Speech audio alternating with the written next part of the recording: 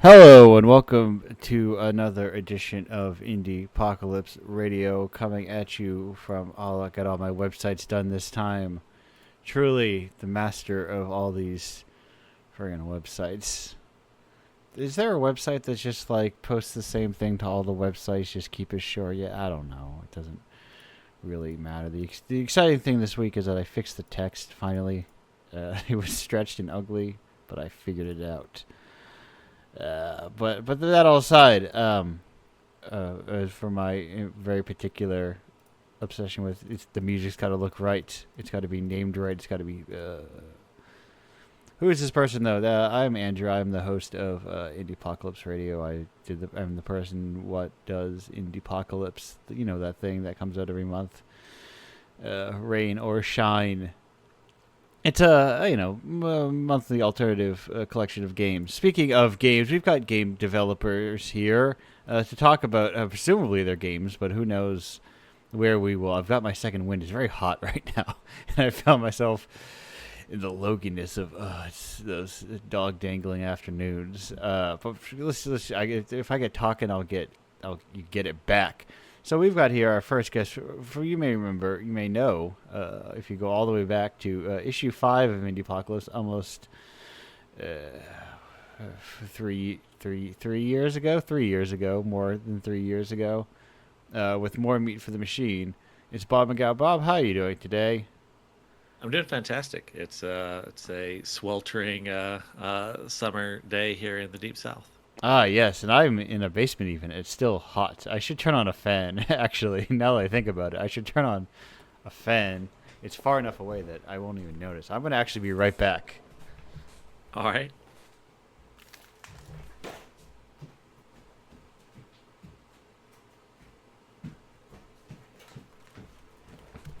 Like I said, right, I could have actually picked up the microphone and brought it with me.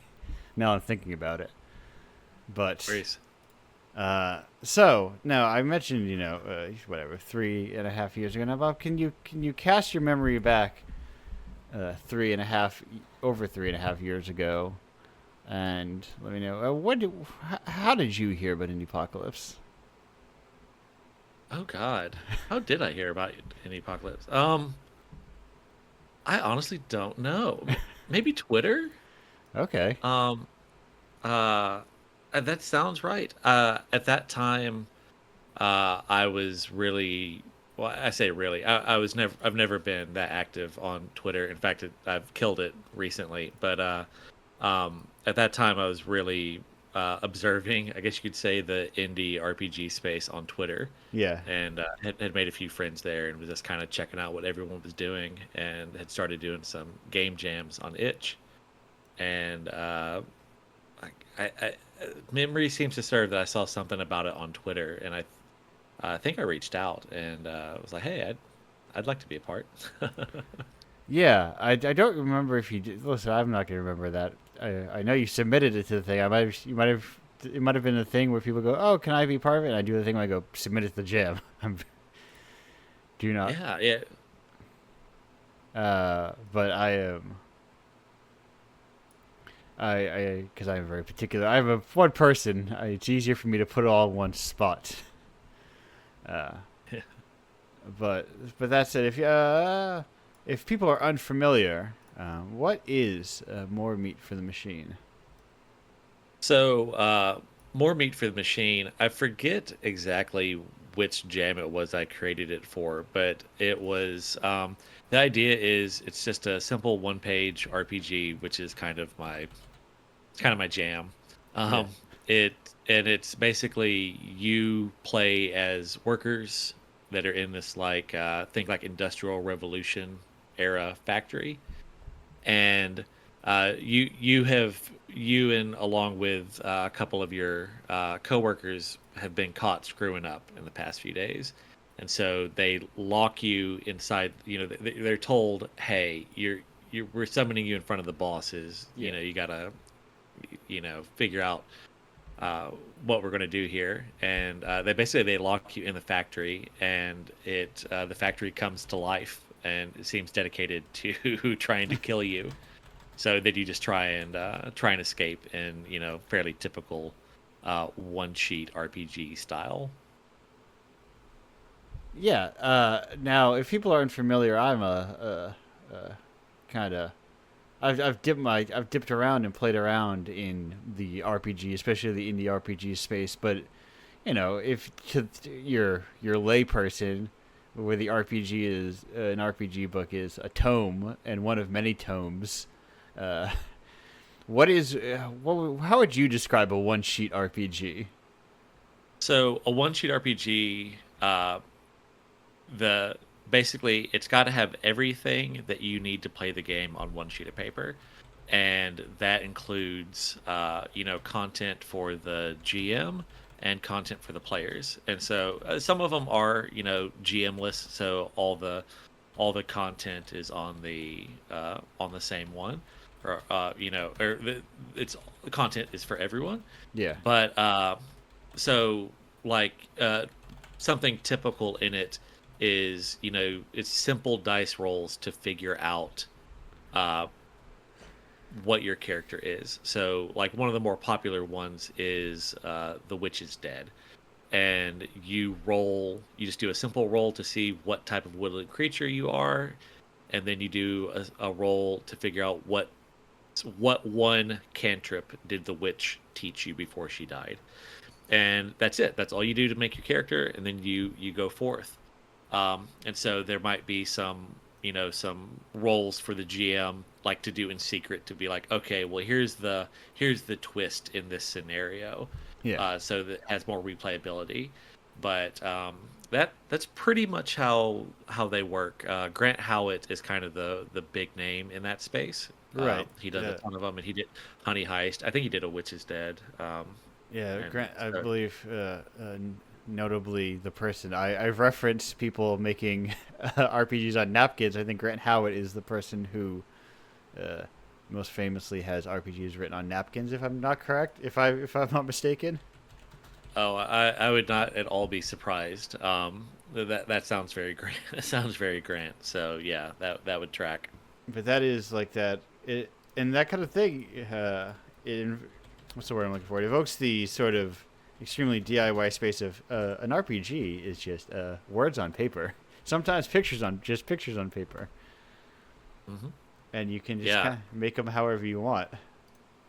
yeah, and people do a lot of fun stuff in this space. I know there's a challenge every year to make an entire game in less than 200 words. Um, I made a game that fits on a business card that I Yeah. can give away at conventions and stuff like that. So I've made bigger games. I'm currently working on a Morkborg supplement currently, but I don't know. Just the one sheet RPG to me, especially as busy as I am these days, it's kind of that perfect medium. Like, yeah, me and my friends, we do enjoy sitting around playing more complex games like Blades in the Dark or D&D, but those take a lot of prep, Yeah. and we don't have a lot of time. We're all we're starting to have kids. We're getting older. We got grown up jobs now, And and sometimes they expect multiple, sometimes years long sessions almost. yeah, yeah. So being able to say, "Hey, I did not have time to prepare for D&D this week. Let's just play The Witch is Dead." Um, because we can be up and running in 2 minutes, Yes. and then it's perfect. It's that perfect fallback for whenever time is short. Right. You don't have the ritual of especially if it's newer game handing around the rule book until somebody finally decides that they're going to be the one that has to read it. Oh yeah, no, and that I am the guy for Yeah. our group. My I call it my like bookcase of games I'm never going to play because I buy just dozens of RPG books that I know I will Yeah. never get to play because I'm the only guy that's going to read the rule book, and I only have enough bandwidth to teach so many games to both myself and someone else. But for me, I just enjoy reading mechanics. So, on the one hand, it's a waste of money because I know I'm never going to play the game, but on the other, it's I just greatly enjoy reading lore and mechanics. Yeah, So because it's like it that's like works. saying, is a book a waste of money because you read it and then you don't get anything out of it? You know, Right. it's the pleasure of the act. Exactly. It's Exactly. just 100%. yeah, it's just intended to be a um, a thing that you play, and then you're just like, well, I'll just hit read it for fun. It's like an art book, you know. Are you gonna use Yeah. all the monsters or whatever in these supplementary books, or are you just gonna have an art book of cool monsters? Yeah, and that's why I like kind of the Morkborg style because they are literally art books that are RPGs, so Yeah, it's kind of the best of both worlds. right. Because it's like I've had a couple of things submitted that have, or there was one game that had like extremely like a lot of like it kind of went all out with this topography, and I like the idea of you don't need to make things a static um, or easily readable book. Yeah. Oh yeah, Morkborg. I mean, you could fit all the content in Morkborg probably onto 4 sheets of paper, Yeah, and I, as rule books go, things are not perhaps organized the way they're not organized for readability and understanding. They're organized along aesthetic reasons, and a lot of people hate that, but me, I love it. yeah. A friend showed me yesterday. He got these character sheets for it's a Dungeon Crawl Classic, I think, Mm-hmm. but they were Yeah. scratch offs. Oh, I love that. Oh, I Uh, love that so much. so it's like it's not even like dice rolling. It's like you scratch off and like here's my roll, and then like when you need to roll strength. And I think the ideal form, as he was describing, is like you don't even know your stats until you need to use them. Oh, I heard someone that uh, they played a session of D&D where everyone basically woke up with amnesia, and they didn't know what class they are, what race they were until they started like, hey, I look at this guy, what do I see? And that's how they kind of figured out who they were. And it was very much like, hey, I try to, break down this door. It's like, okay, well, Yeah, cool. You have a plus this to strength. And they're having to quickly just write down what their strength score is as they learn their character on the fly. So, yeah, I can 100% see the appeal of that. yeah.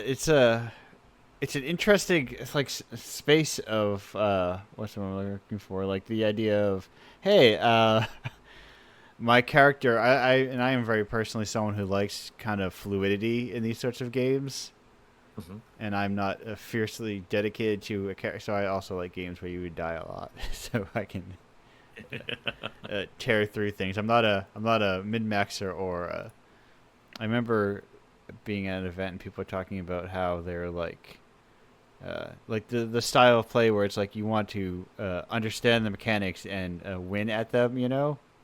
Uh, and I love to lose. I Yeah. play I, I play to lose, or I make bad decisions because I think they're fun decisions, or I like to throw Yeah. weird things into the world, and I think like one sheets kind of encourage that sort of behavior in a lot of ways because you don't have a lore book to go with it. Right. Yeah. People don't get as so caught up in their character to the degree it's like, oh my God, I would just hate it if, I've spent months, making this character and playing it. And God, if they died, I would just hate that. So some people get kind of risk averse as they play. Yeah, But in a one sheet, you're going to be done at the end of the night. If you die, it's going to take 20 seconds to make a new character. So why not? Why not get silly with it? Why not take a risk? And I think that's why so many one sheets.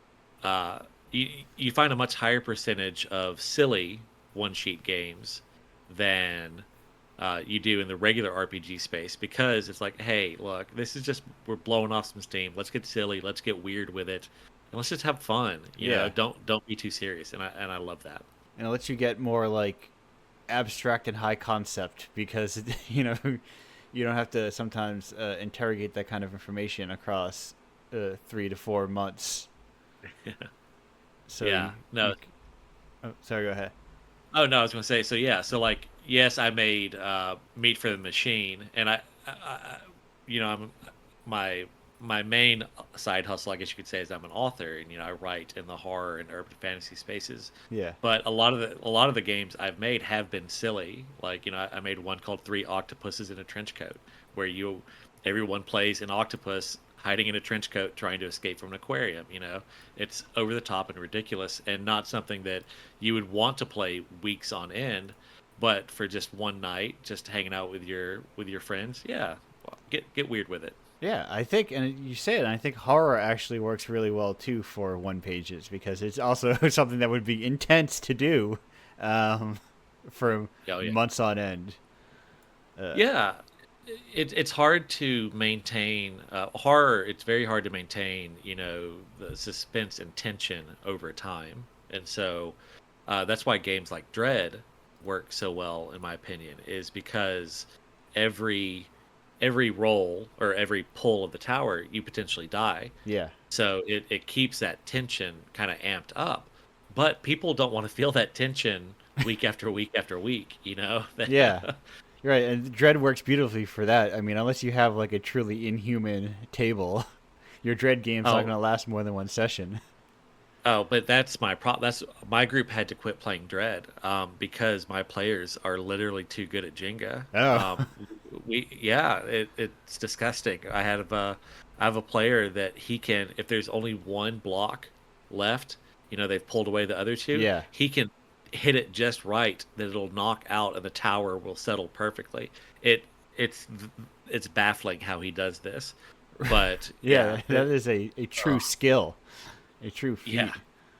Yeah, Yeah, no, the last time we played, only one person died, and no one else even really got that close. And so I was like, you know what? We're gonna stop playing this. We're gonna find a different solution, something like 10 candles. right. Yeah, that there is. You're right. There is so much, and that's the space of when you realize that most of a tabletop game exists within one's imagination. You can do all sorts of things like this one requires tea lights. This one requires a Jenga tower. You can require anything else. Yeah, I played around with that a little bit in one of my games.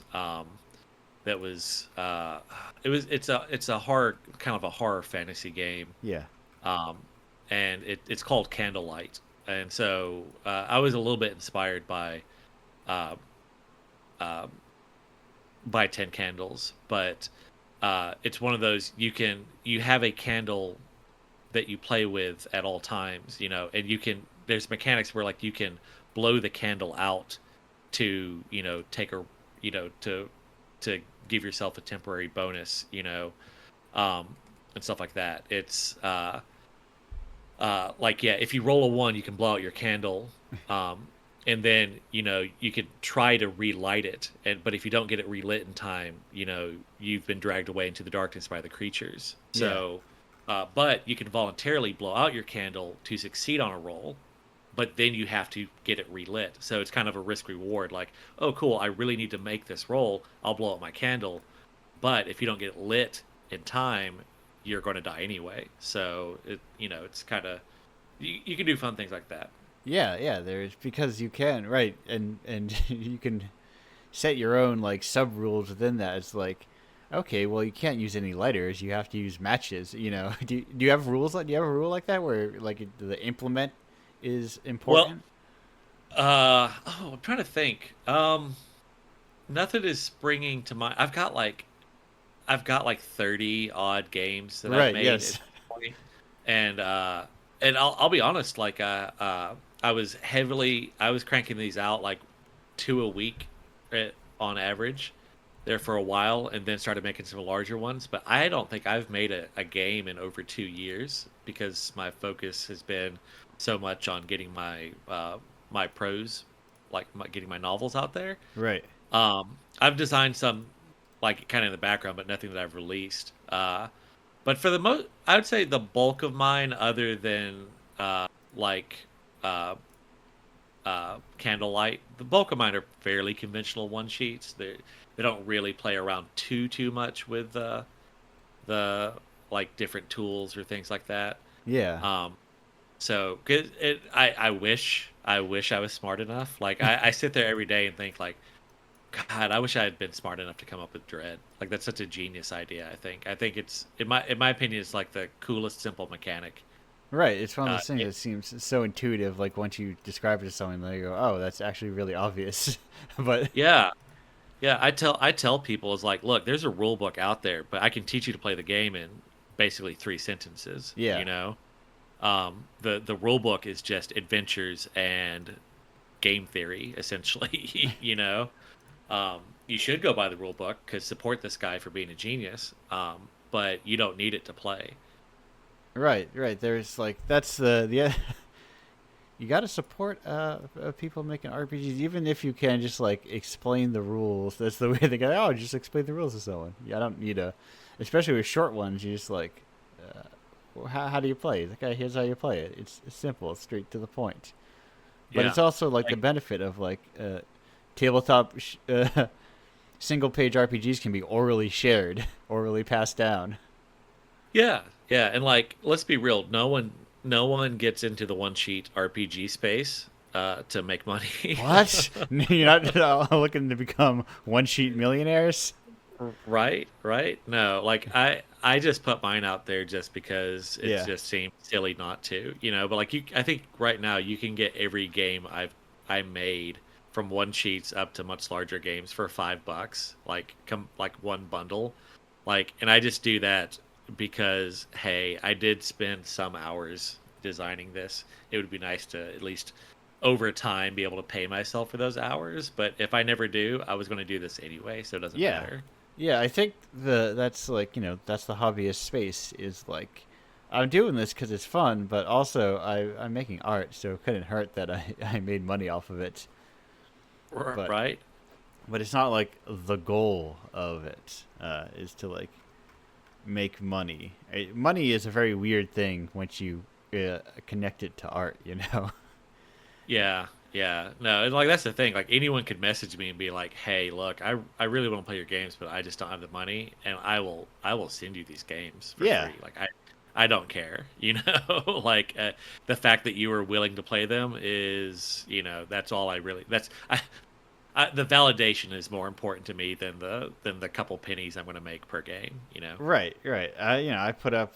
Uh, I reminded myself I need to do it again. Usually every month I'll sling like community copies on all the old issues because it's like, hey, it's nice. It's that people buy these things, but also, what if they just Yeah. played them? Right? Yeah. No. 100%. So, and I'm even that way at this point in my career as a novelist. You Yeah, know, like I, if someone really like I really want to read your books, I just absolutely can't afford it. You know, I'll hook you up with a copy. You know, it's at this point, I'm early enough in my career that I have a day job that pays the bills. yeah, You know, I don't write for a living. Um, I just the validation of someone wanting to read is, you know, is its own reward at this point. So, yeah. The day job is the unspoken second command for the artist. oh yeah, no Or health. I'm old enough now that health insurance is important. yes, right. You know, I'm every year that I get older past 30, I add another pill to my pill caddy that I have to take every day. It seems like so. Well, Um, now this was the thing I'm curious about. As someone from a different state, because I saw someone talking about one of 8 million layoffs. I'm sure I saw online. Someone's like, "Oh, I'm worried about insurance," but I'm like, this is a question I didn't know, and I didn't bother to Google it or search it. Does not every state just offer it? oh God, no. Oh, I live in Alabama. yeah, I that's I this. didn't have I did not have health. I had jobs Yeah. repeatedly with no health insurance. I did not get health insurance until I was in my 30s. Oh, okay. I was like, Yeah, I used to roadie for bands, and I broke my wrist in a mosh pit in roading for a band up in Indianapolis to Indianapolis Metal Fest yeah. 2. And I didn't have health insurance. I just wrapped in an ace bandage for like 6 months, and Okay. I couldn't do push-ups for like 5 years. My God, that is the thing. I'm curious. I'm like, wait a minute, because I've had I'm in Massachusetts, uh, and Yeah. Well, yeah, we just have Mass Health, and I was like, wait a minute, holy yeah. shit! It's one of those things. Like even within the U.S., is things you don't think uh, about other states are so different than your home state. It's such a Oh yeah. strange, or such a strange fractured kind of place, like legally in so many Yeah, ways. that's the main thing holding me back from being a full-time creative. Right. Like I make so I'm just really huge on transparency. Like I will tell anyone at any point how much I've made off of anything, or how I do things. So you can go to my website and like go to my blog, and I Yeah. show you exactly how much money I made in a given month. So like for example, like on Itch, on an average month I make like $6 a month. Selling books I'll make between $100 and $1,000, in a given month. And so it's one of those. I think, if I was doing this full time, I could afford to live, but not afford to live and be healthy and pay Yeah. for health insurance. That's my biggest would be my biggest expense that I have no control over if I were to go full time doing this for a living. Yeah, I don't know. I also don't make any. I'm very every year put a big post up with all my finances for this project, and they are uh, not profitable. But Oh yeah. that's Oh only yeah. because No. it's not a solo. It's a solo run project, but obviously not a solo project. A lot of people are involved, and they all get paid money. One of these days, I was checking. I was like, when's the next issue gonna break even? And it's getting closer. Yeah. Yeah, Uh, no, I track stuff like that. Like I tracked when I finally my book launches started being profitable. yeah, My first three, it took time to earn back the money. Like now, whenever I launch a book, it pays for itself typically within the uh first 4 days at the most. I wish. Um, I'm looking at uh, a 40-month-old issue. I'm thinking, look at only $6 away from yeah. breaking even. But Bob, we are dwindling down with our time here of our Oh yeah, segment. no worries. Yeah, no worries. So I got two important standby questions I need to ask you before Hmm. we go. First off, is what is your favorite type of rock? Ooh, Snowflake Obsidian. Okay, perfect. So, question number two. Now, this important part of the second question is that it is a not a what, it is a do question. Uh, uh, do you have a favorite Toho character? Toho character? Yes. I don't. Okay, I don't know what a Toho character is. Then the So answer would be no. Then thank you, Bob. no, no, I do not. Well, this is not the time or place to teach you That's Japanese, fair. long-standing Japanese bullet hell dojin series. Anyway, um, uh, Fair, thank you for fair. being here. Thank you. Oh, what's this little thing? I have a notification. I don't know where it came from, but we'll be back. Oh, you know where it was? I figured it out. We'll be back in roughly 2 minutes and 37 seconds with our next guest. Goodbye for now.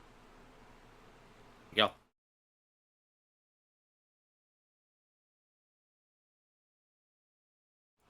Hello and welcome back to Indiepocalypse Radio. That was the Mountain Goats with the best ever death metal band in Denton. I had to very focusedly not call it the best ever death metal band out of Denton because, lyrics. But that said, we are here with our next guest, who you may know from issue 33 of Indiepocalypse, going closer to the present, but still over, no, not a year ago, but close to it, approaching 1 year ago. With the game Overrun is Janos Beard. Janos, how you doing today? I'm fine. Got a sore throat today, but I'm doing fine. Yeah, I've realized it's been a strange thing. I've like not been sick in like 3 years, 4 years, or a long period of years. Um, and it's been great. It's like I never want to get sick again. It's an amazing feeling, and I So my condolences towards Okay. your illness. Thank you. Um, that said, I need you, if you can, to cast your mind back these almost a year ago. How did you hear about Indiepocalypse? Do you remember? Um, I saw it in each. Um, I saw the game jam on each. I was very. I was trying to participate more in each game jams, Yes. and I found in the apocalypse. I like it. I like the games I found there. I like the aesthetics, and I actually have translated an article about something that an an article from the had this word the in the apocalypse. The article is called "There is we have we there's not too many games. We everyone can make a game, and I like the idea, Yeah. and I uh, yeah, Right, because I that's like the secret, the core of that, and part of the ethos of calling it indie apocalypse is there's always too much art, you know.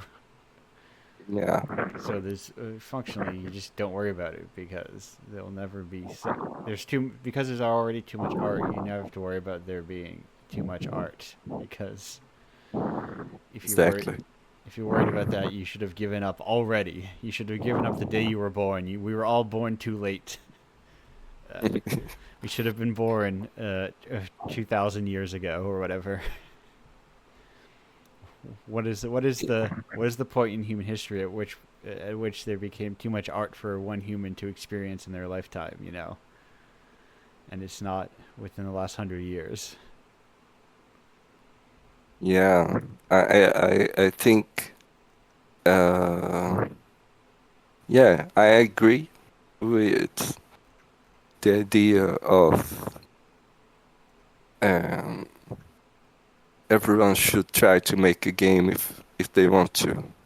Yeah, There's no point in not making because there are too much games in yeah, the world. It doesn't make sense because you don't make a game simply uh, to simply put something. Uh, you don't make a game uh, based on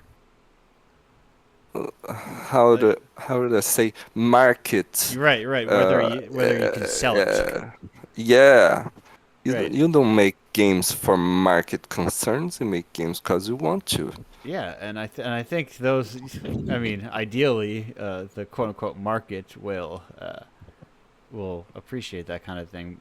You know, there is potato chips exist. You know, there will always be people who want. There's always the appeal of just like Yeah, advertising and uh, you know mass consumption and ease of use and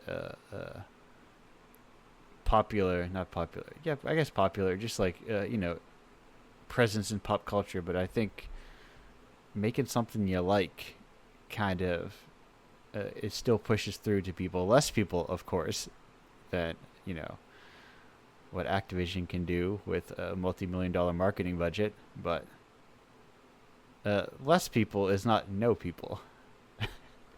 yeah, And I've seen it said a couple times, but the internet really skews uh like the amount of people liking something. You know, like if you imagine if you were working at like an art market and like 100 people came up to you and said that they liked your work, that it would be a like a overwhelming experience almost. but uh, and that's kind of like a similar thing that you get online, but it just doesn't. For at least for me, it certainly just does not translate the same. The feeling does not translate the same. Yeah, and to me, making games was always connected with writing.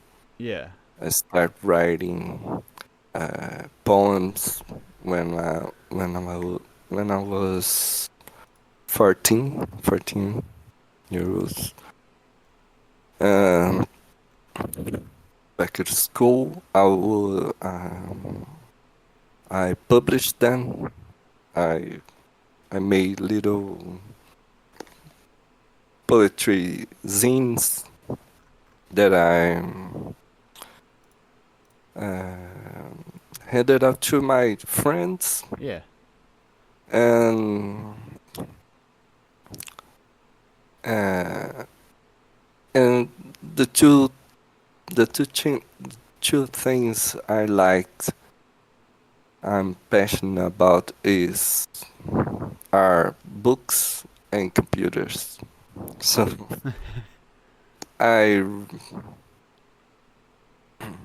I'm I read a lot, and I always wanted to make a computer game. And in Overrun uh, was actually um I started making this game when I was 16, yeah. So back in 1996. that okay. That was like that was the second follow important follow up to that. It's like how long ago was 16? That is, but Yeah, also in a way time appropriate for some of the influences of it. um, so if people are unfamiliar, what is Overrun? okay. Overrun, this version is twine game, but it's not exactly like a test adventure game. Yeah. It's it's I call it a text RPG.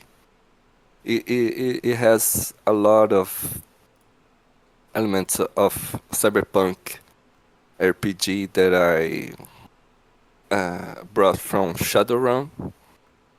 Yes. Yeah. Shadowrun, I've read Shadowrun Second Edition back in 1994 when I was 14, Uh, and I I just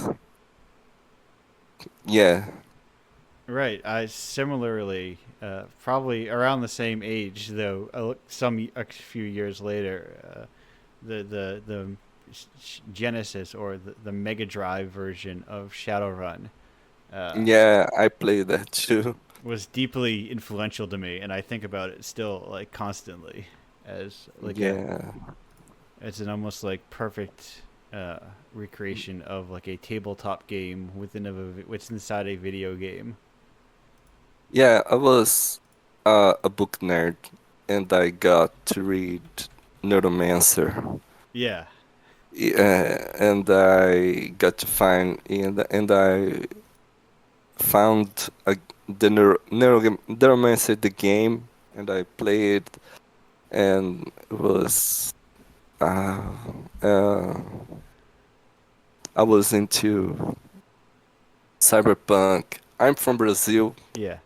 Yeah, I was born in São Paulo, but I moved very young. I moved to a smaller town, a small city, and there's not. I learned English by myself. I learned how to code by myself. Uh, at first, I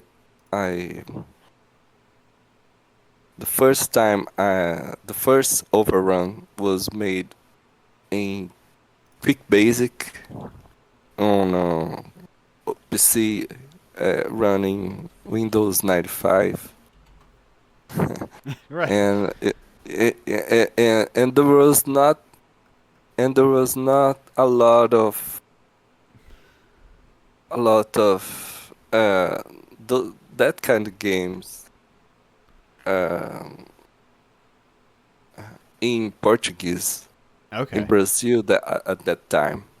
So Right. I posted on the internet, and Now where and you're so posting things back then. yeah, back then there was sites that you download stuff. I believe one is called Super Downloads. Yeah. It Oh, like so was just one of those like uploading websites. yeah, generic. I had no idea of anything like it back at the time. Yeah. To Right. None yeah, of this stuff like I don't think a centralized like when did itch even like come into existence, you know? yeah. No, not But then I found the FDB, yeah. Interdivision database, and I added my game there. And and then just a lot of people found it, and uh, yeah, it became a lot of people played back then. I Yeah. still find I still can go to to a place and find someone who recognizes me and says, you're that guy that created that game back in the 90s. I played that game, man.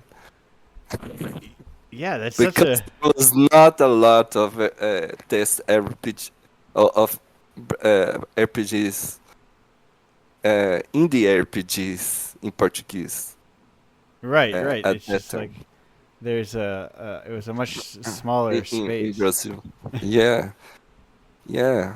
Uh, uh, and so uh, I started to play with Twine. At first, I was translating games. I translated a couple, about 6 games, uh, to from English to Portuguese. Yeah, and that Uh, uh, itself is a crucial skill within games. I was just looking a second ago to see if someone had translated the Mega CD version of Shadowrun to English yet, and the answer is no. yeah, and I translated "Queers in Love at the End of the World" by Anna Entropy. Oh, okay. So you're translating like very indie stuff. Yeah, and, and she um, handed me the file, so I downloaded Fine and started translating, uh, and and so that's how I learned how to make a game in time, by Right. translating her game. Yeah, because So you're in the core of all of what Twine is. yeah, so I decided I wanted to make a game in. I want to make a time game too, but then my old game, my favorite game, Overrun from the original, was only playable on DOS, and there is no way I could people could play it now. Yeah. So I decided to make a new version, and I decided to make it in Twine, which is which was a weird choice because Twine was not made for graphical games, and the game No, no, had it's not. had You if you telling me up at the top that it was made in twine was a surprise to me. um, yeah, yeah. I had to invent. I had to make a way to somehow make roguelike graphics yeah, intertwined, and I have not seen that before. So I kind of created a system for a map and a graphical map. Um, and Overrun, it's a game that much, many people find hard to play yeah, or but will not understand the context because you have to kind of be into cyberpunk and especially Shadowrun. yeah, Uh, there's the thing. it is on the Shadowrun universe. It's about, but it focus on the hackers, the deckers. Yeah, which was even You, within yeah, uh, yeah, the Genesis game was something I was as a yeah, child especially very confused by, and I imagine and like within the text, like it's weird, weirdly that being my experience like helped me within Overrun of like understanding just like the broad stroke concepts of the ices and everything. yeah. There was a game back then. It was called Decker. It was a visual basic game uh, that simulated the Matrix, the Shadowrun Matrix, so you could complete missions, hacking corporations, downloading files, and getting money, and and and and the original Overrun was actually before that I saw the before Decker, but that idea was on the original Genesis Shadowrun Yeah, and, and and Super Nintendo and and like and adapted from Nintendo. the tabletop Yeah, itself. yeah. Uh, but the idea of Overrun is that you never you are never out of the matrix. Yeah, You start the game by uh, by connecting to the deck, to the neural terminal, and you stay connected all the time. You are playing. You have no outside. You have no. The game does. It's like a simulation of getting into the matrix. right. It's like there is no wandering around. There are Yeah, no jaunts visiting like bars. yeah, It's all strictly, within the matrix. yeah. But you can talk to other hackers. You can talk to other deckers. And you can get missions from them that will lead to a storyline that has you can get random missions that will uh, lead you to procedurally generated hosts Yeah, to invade, and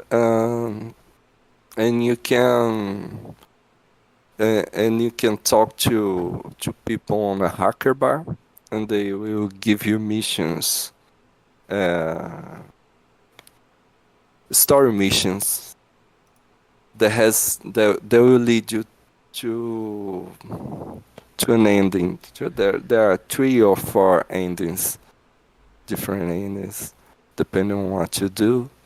And the game was kind of hard. I created a different system of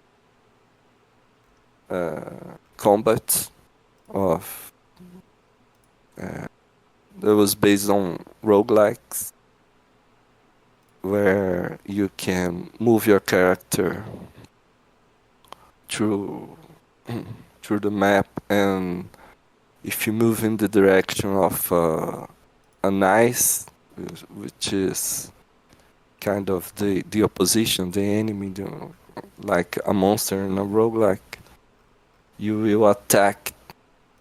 You attack it. When you attack an ice, he an intrusion countermeasure.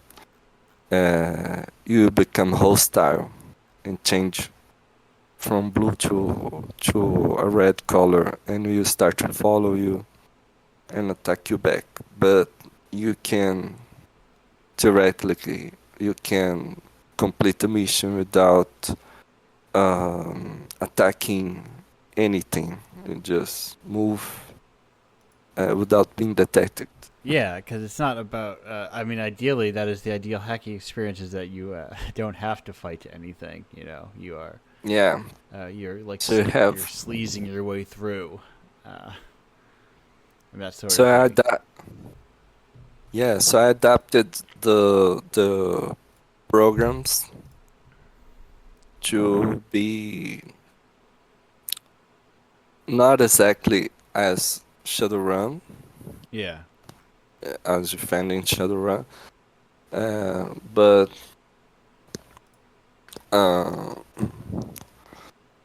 they look like standard RPG skills. Like you can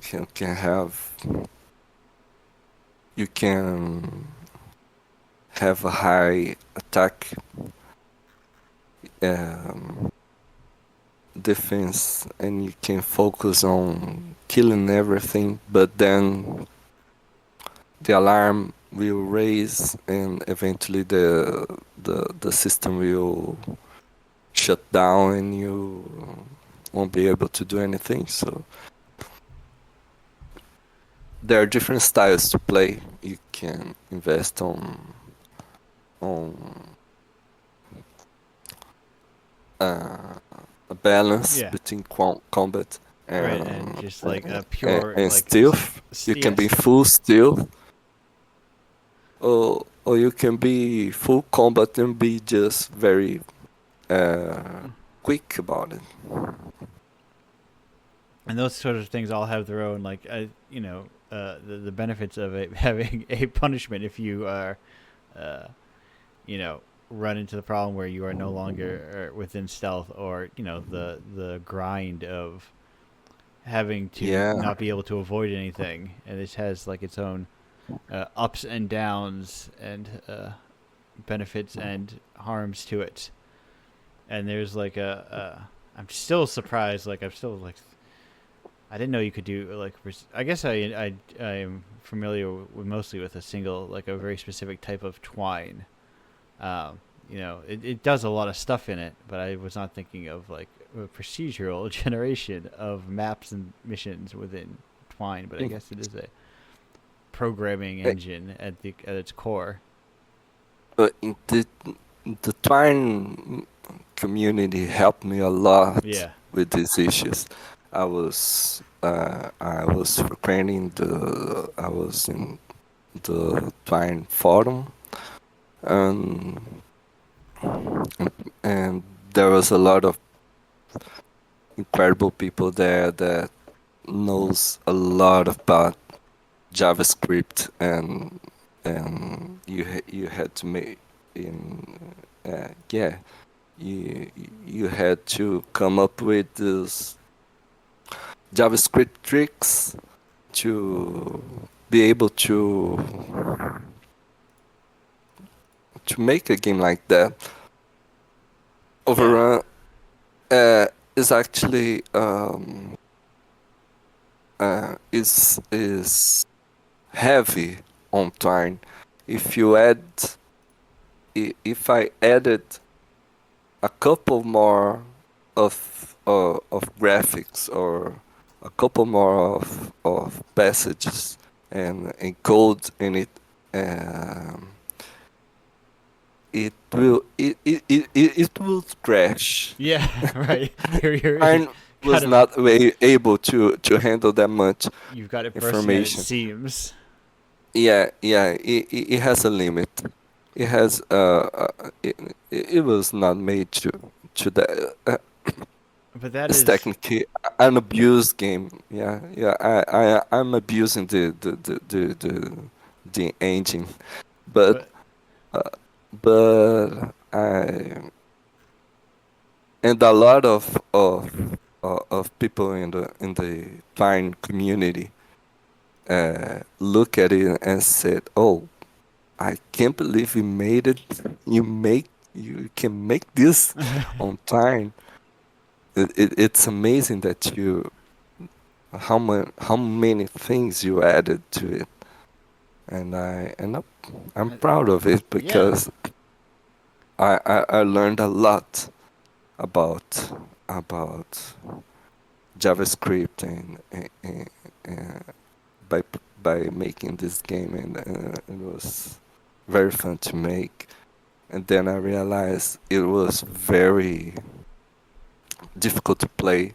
So so recently I introduced an easy mode, yeah, so right. so so people can grind less, You're right. Make because it it was very grindy. right, and which Uh, is in a way core to that kind of like RPG experience to some extent. But sometimes people are like don't want to do it as much, so it doesn't hurt to have like kind of like those adjusting difficulty sliders for like games are weird in that sort of way. Um, but that all said, I have as we're approaching the end of our segment here, Janice, I have two very important questions for you that you've hopefully had time to mhm. prepare for. Uh, what is your favorite type of rock? My favorite type of rock is certainly alternative rock from the 90s. Perfect. I might have a little treat, musical treat coming up. I've purchased something kind of in the. I Yeah, don't know. Think it's I li- alternative. It's more punk. But anyway, we're decided this point. Uh, and do you have a favorite Toho character? no, I was like Bob. I didn't even know Well, what it there's a is. time and place to learn next year all about uh, a crash course for what Toho is. But for that, it's time for not for the show. Giles, thank you for being here. Thank you for joining me. Thank you. Making Thank you games and for all that. that was great. Thank you. No, glad to have. Listen, we're not going to get caught into a thank you circle. Instead, we're going to go on break. We'll be back in like 2 minutes and 26 seconds. Okay, Goodbye for now. see. Welcome back to Indiepocalypse Radio. That was Julian Baker with Everybody Does? Is that what the name of this? I always forgot. Yes, Everybody Does. I got caught up in my head for a second. Um, that's it. We were watching a movie last night, and I had a thought. Remember, I'll ask our guest. Maybe our guest knows the answers. You may know our guest from more broadly around the internet. What was your title at Rebind? Did you give yourself a fun title? Not really. I Okay. just like to write there. Like, Yes.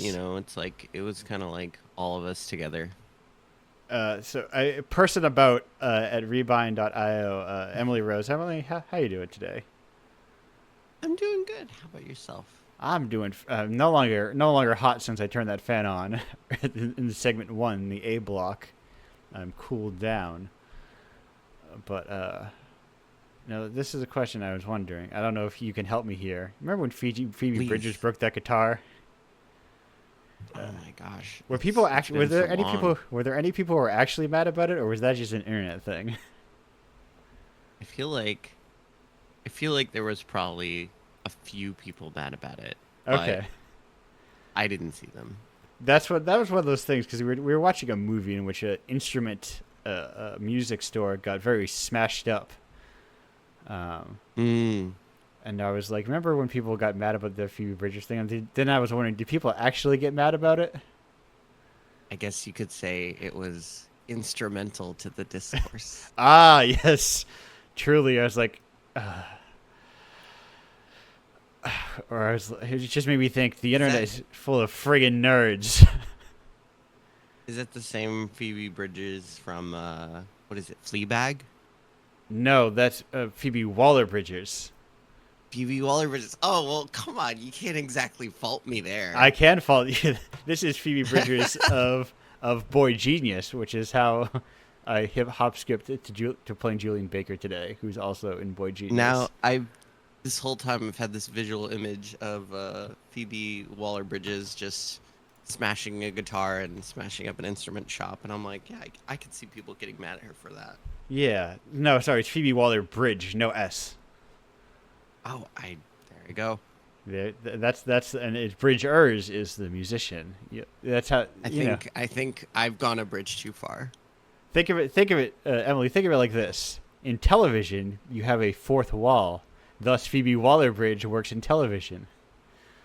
Okay, I see. That'll Yes. be super easy to remember. The next time someone quizzes you on which one is the musician, which one is the writer, director, actor, she's one of those, right? She does it all. Yeah, she does it all, and to be honest with you, I'm surprised she doesn't do music on top of that. Let's go to Wikipedia and let's see. Maybe she does music.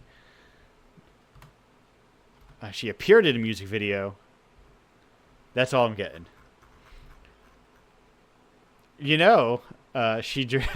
Phoebe Waller-Bridge directed a Phoebe Bridgers music video in 2020.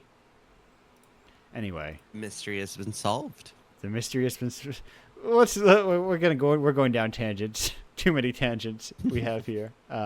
So I mentioned Rebind up at the top. If people are unfamiliar with Rebind.io, what would you say it is?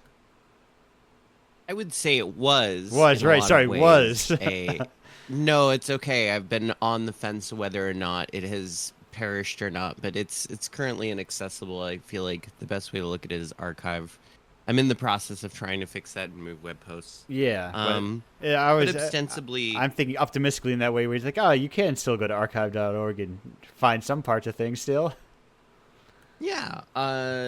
Ostensibly, it was a indie crit website dedicated primarily to sort of doing two things. One of which was giving some additional visibility to games on itch.io that were not getting traction elsewhere. It was started at a time where a lot of indie columns were constantly starting or shutting down on other sites. And it felt like doing something outside of the trade publicationism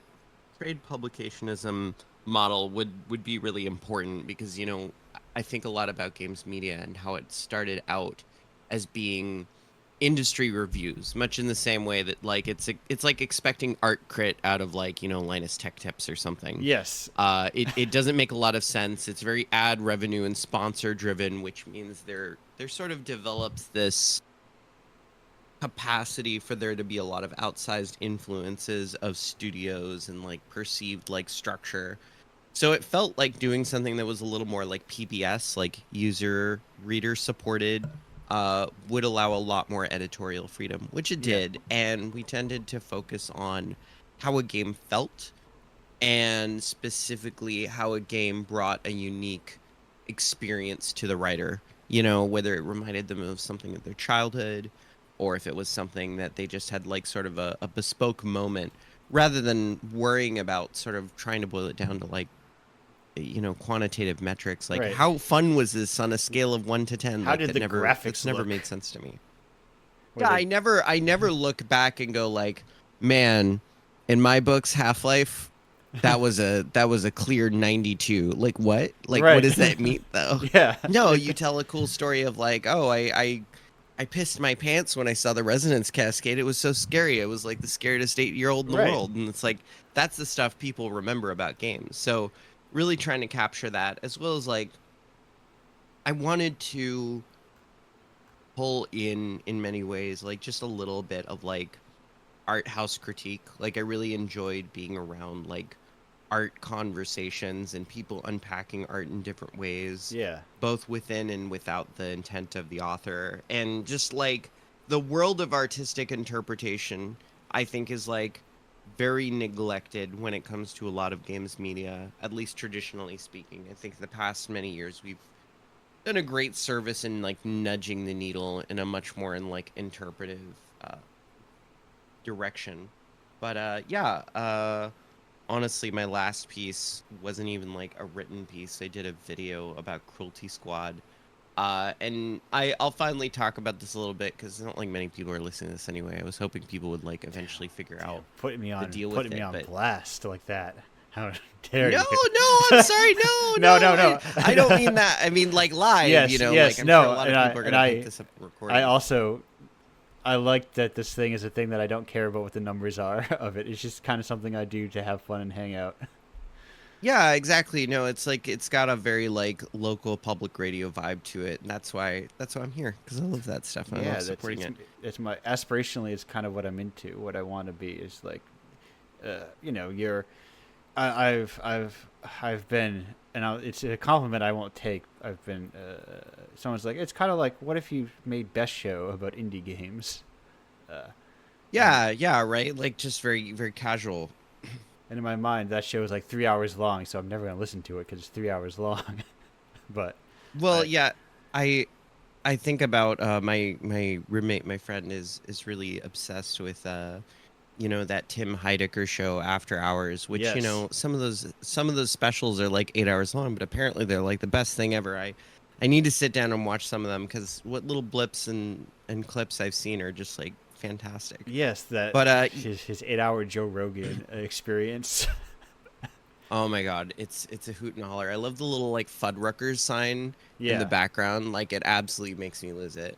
But yeah, circling around back to oh god, the corporate The Cruelty Squad corporate video. speak has yeah, the corporate speak has bled into me. The Cruelty Squad video, it is actually a written piece that I wrote entirely in Blender. Turned into a 3D font and then did a bunch of like physics simulation stuff too. So like if you pause at the right frames, you can see about like a quarter of the text in each frame and sort of like piece it all together with screenshots if you really want to read the review. But I wanted something that was just like almost sensory overwhelming and Yeah. matched like sort of the tone of the game. And I felt like that was a really good way to like leave it off for then because I started working like full time. I didn't have the capacity to write anymore. No, But yeah, that's like kind of in a nutshell the stuff that we did. Like very tried to be experimental, tried to keep things bite sized, tried to very much so talk about not just like new obscure games, but old obscure games too. Like I was one of the few people writing about stuff like Klingon Honor Guard or other things like that before they would get dredged up between the, you know, what is it, Civi and like GG Man lives. So, you know, just trying to like get some spotlights on some old classics. I still have yet to see much satisfying coverage of the game. Cryostasis, with the exception of, oh gosh, they're not Ragnaroks. Yeah, for some reason I always think of Thor High Heels, but Ragnaroks is definitely Oh. the person I'm thinking of. Shout out to them; they're wonderful. I think I remember I tried to play Cryostasis around when it came out, and I had a bad computer. It didn't work very well. It is one of my all-time favorites, but it is unfortunately a victim of preservation. Very, very hard to get it like working, especially if you have like AMD hardware. It was kind of made borderline exclusively for NVIDIA stuff. Okay. So kind of tragic given all its like really beautiful water simulations. So It is- honestly, they don't even sell it on Steam anymore. So probably the best way to get to it is, I would think like YouTube. I wonder if I have. Presumably, my purchase is still there. I've learned the hard way that often they are not still there. When I was like, fucking, what's it called, that Jan Lekman album that got delisted. I was like, well, I bought it, so I can just go download it. It's like, no, we took it away from your library. Oh my God, there's a musician I really love, but like also not like obsessively. Like it's like whenever his songs come on, I'm just like, oh my God, it's that guy, Oh, which guy? Jan's Link. Oh, yeah. Okay, I misheard part of the sentence. So I thought there was like a, what's the word I'm looking for? Like there is like a different one. No, No, he's just like this little dude. yeah, just like Night Falls Over Kudelka. No, Kudelka's the video game. Welcome to my video game Jan Lekman mashup, Night Falls Over Kudelka, where I mashed the Kudelka OST up with Jan Lekman. No, Quidadala. I feel like if you wanted to approach that guy, like if anyone out there ever needs like some ambition, just approach Jan Lankman about like making a little itch.io video game, and I feel like he would be so signed up. It's kind of like Bowen used to do like little music videos in Unity with little interactive stuff. I feel like that's totally his bag. Yeah, used to. What's it called? He did play at a stranger's wedding. Well, what is? God, wait, I love wait, that. wait. Bowen. Are we thinking? What are we thinking of? Who? Which Bowen? Bowen, so it's BO-EN. They're the one that did a couple, I think, of singles that were featured on the Omori soundtrack. Okay. But they have a couple of things on itch.io. Let me look that up actually. It was like one of my first. I think I saw that on like Rock Paper Shotgun, which is how I like learned. Yeah, there's Bowen does have like a bona fide game on Xbox. Okay. Yeah, that is there's so much like weird little space, like a Xbox or like an Xbox. It was like Xbox Arcade. It was called Okay. like Wonderful World or something. Those or that world of Xbox Live indie games. Lovely Planet, that was it. It was called Lovely Planet. Oh, is that the thing I'm thinking of? Okay. Yes, the little guy. Okay, I know that is. Yeah, it's like a little speedrunning thing. He also looks like he did the soundtracks to Up Up Ubi and Super Ubi Land. And then smaller games such as Marble Time, Thief Story, and Winnows. Lovely Planet 2. Ooh, there was a Lovely Planet 2. Ooh, Pikuniku, and Snipper 3 Clippers. Songs for Amori. Yeah. Anyway, I'm like now we're just reading Wikipedia page, which is the fun thing about looking things up. But I'm closing goodbye incognito private browsing tab, talking about video games. Wait a minute, I have to. The problem is I'm learning to find like what is my intro question for people who are not included or not contributors. So I lose that one. So what do I'm thinking right now is what I think it is. I don't need one. What do you think about? Emily, what do you think about video games? What's your deal? What's video games? Oh man, what do you that's think about something. What do you think about Mario? Are you a friend of Mario? I think Mario is a war criminal that needs to be brought to justice. Oh, No, yeah. I had a bit on Twitter where I was like, I was looking around for like an international like lawyer who would want to do a podcast about like, let's just take every video game's protagonist and enumerate the possible crimes that they could get prosecuted for in an international court. And my first example there was like Mario. I'm like, I want a 2-hour episode where we sit down and make the case against Mario and the things he's gotten up to. Mario, Mario. I think about sometimes how whenever I see like Mario is a perfect example of the kind of like why it is possible to broadly interpret simple media, because Mario sort of brings nothing to the table, so you can make Mario into anything. Like Mario Yes. is equal parts savior of the lower class, but also a symbol of the patriarchy, and he's a colonialist and an oppressor. He's all these things because Mario is nothing. He's a funny guy who runs left to right. This is what I love about a lot of different earlier video games. Like, you get such fun stuff out of Mega Man. Like, you get like the Megas, you get like Proto Men, all these different interpretations. And like, I'm not one to be the gal that comes in and just goes like, Marvel movies are just like old myths and legends. Yeah. But I do think that there is something to be said for the simplistic narrative scaffolding that you get with Doom, that you get with Mario, that you get with Metroid does lend itself very well to being a reinterpretive cultural touchstone. Yes. In the way that more so something like like Sherlock Holmes would be, right? For example, just these like old classic things where like, oh, we all know that, like Winnie the Pooh, stuff like that. Definitely, yeah, he's definitely got a shirt, some no parallels pants, the usual. there. Exactly, we've I wonder been a sometimes like protagonist. is there I wonder occasionally is there is like because there is like a very internet version of, like, for instance, Samus Aran that is I don't think exists in a video game. The fun version that is I like. And sometimes I wonder, like, these things bleed through. Is like, where is the video game version that is like that internet version of these characters? These kind of like, and I guess people do sort of make their own sometimes when they're like reinterpret. What's the word? Like, make a game like you think the games were when you were younger, or those sorts of things. It's sort of, yeah, that like all right, say the line part. That's very hauntological. But yeah, it's I do love it when people take like sort of their childhood interpretations and like rebuild that. I mean, like, that's inherently the beauty of like the little like retro indie throwback scene, right? Is Yeah. they are imagining and dreaming up the games they hallucinated as a kid.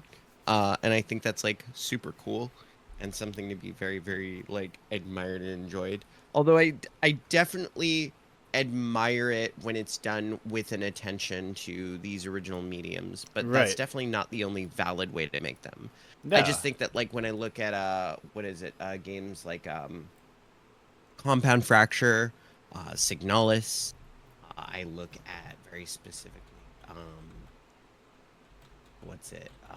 Infinity Egg. That's one a lot of people don't know but should, because Infinity Egg is built mostly out of sprites with the characters, because I think what a lot of people don't realize about the N64 is like it wasn't really good at a whole lot of things. It couldn't have like super complex meshes. It couldn't have super fancy textures.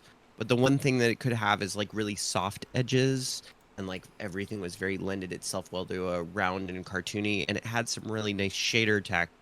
So, if you were willing to work with like sprites, you can make some interesting visual shapes, and that's exactly what Infinity Egg does, which I think is why it feels the most Nintendo 64 to me. It's very much so like all the characters are made out of like these Fong sprites where it's just like a little colored ball with a gradient on it, and to make up the whole character, and it gives them all this very like playful, rubbery, like shiny, like expressive forms with like squash and stretch animations. And I'm like, yeah, okay, that's the kind of stuff that I'm really, really into, is just like those kinds of cool little games that like understand the limitations of their inspirations and then just takes it like the next step. Yeah. But I also love seeing stuff that's just like super wild and out there and kind of transgressive against that. A great example would be Dread Delusion, is a great example, or World of Horror, I think, really stretches one bit as far as it can go, and certainly more so than it was ever necessarily used for in like the HyperCard days. Right, but it is not like meant to be HyperCard. It's meant to evoke like HyperCard, and that is Yes, like exactly. like you're never gonna actually see what you would see in Dread Delusion in like a Kingsfield game. Actually, like Yep. Yep. they could dream of that largest field of view on the PlayStation 1. Oh, Yeah, man. and I really think about like a lot of those like smaller games back in the day and how like so many of their design choices were built around hardware limitations. So it's Yeah. interesting to like go back and think about like if you could make those basic fundamental games but then expand upon them in ways that they couldn't have been, like giving it like huge levels, right?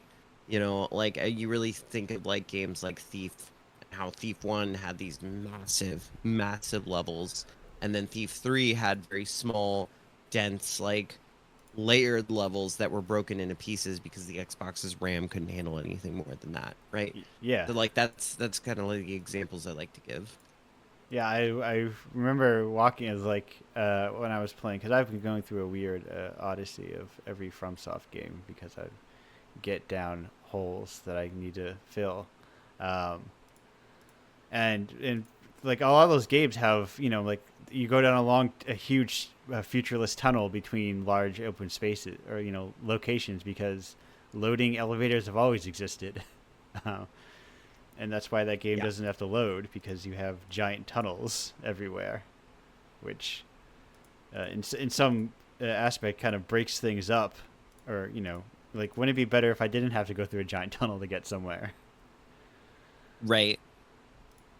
Uh, I really just want to give a shout, even though it doesn't really apply to this topic, but just because I think people need Yeah. to play it, which is it is a little bit retro throwback, and that's Norco. I think Norco is absolutely like obscenely wonderful and just like an incredible like point and click adventure that frankly is some of the smartest writing I've seen in a while. Yeah, that is like, I mean, in some broad strokes, point and click adventures have not changed, you know, in some ways since, like, you know, that kind of, you know, once we had Sierra and Lucas around the same time, I guess. Some of the Right. sensibilities sort of solidified, but that's like, it's one of those things where that's like the core doesn't need to change in some ways.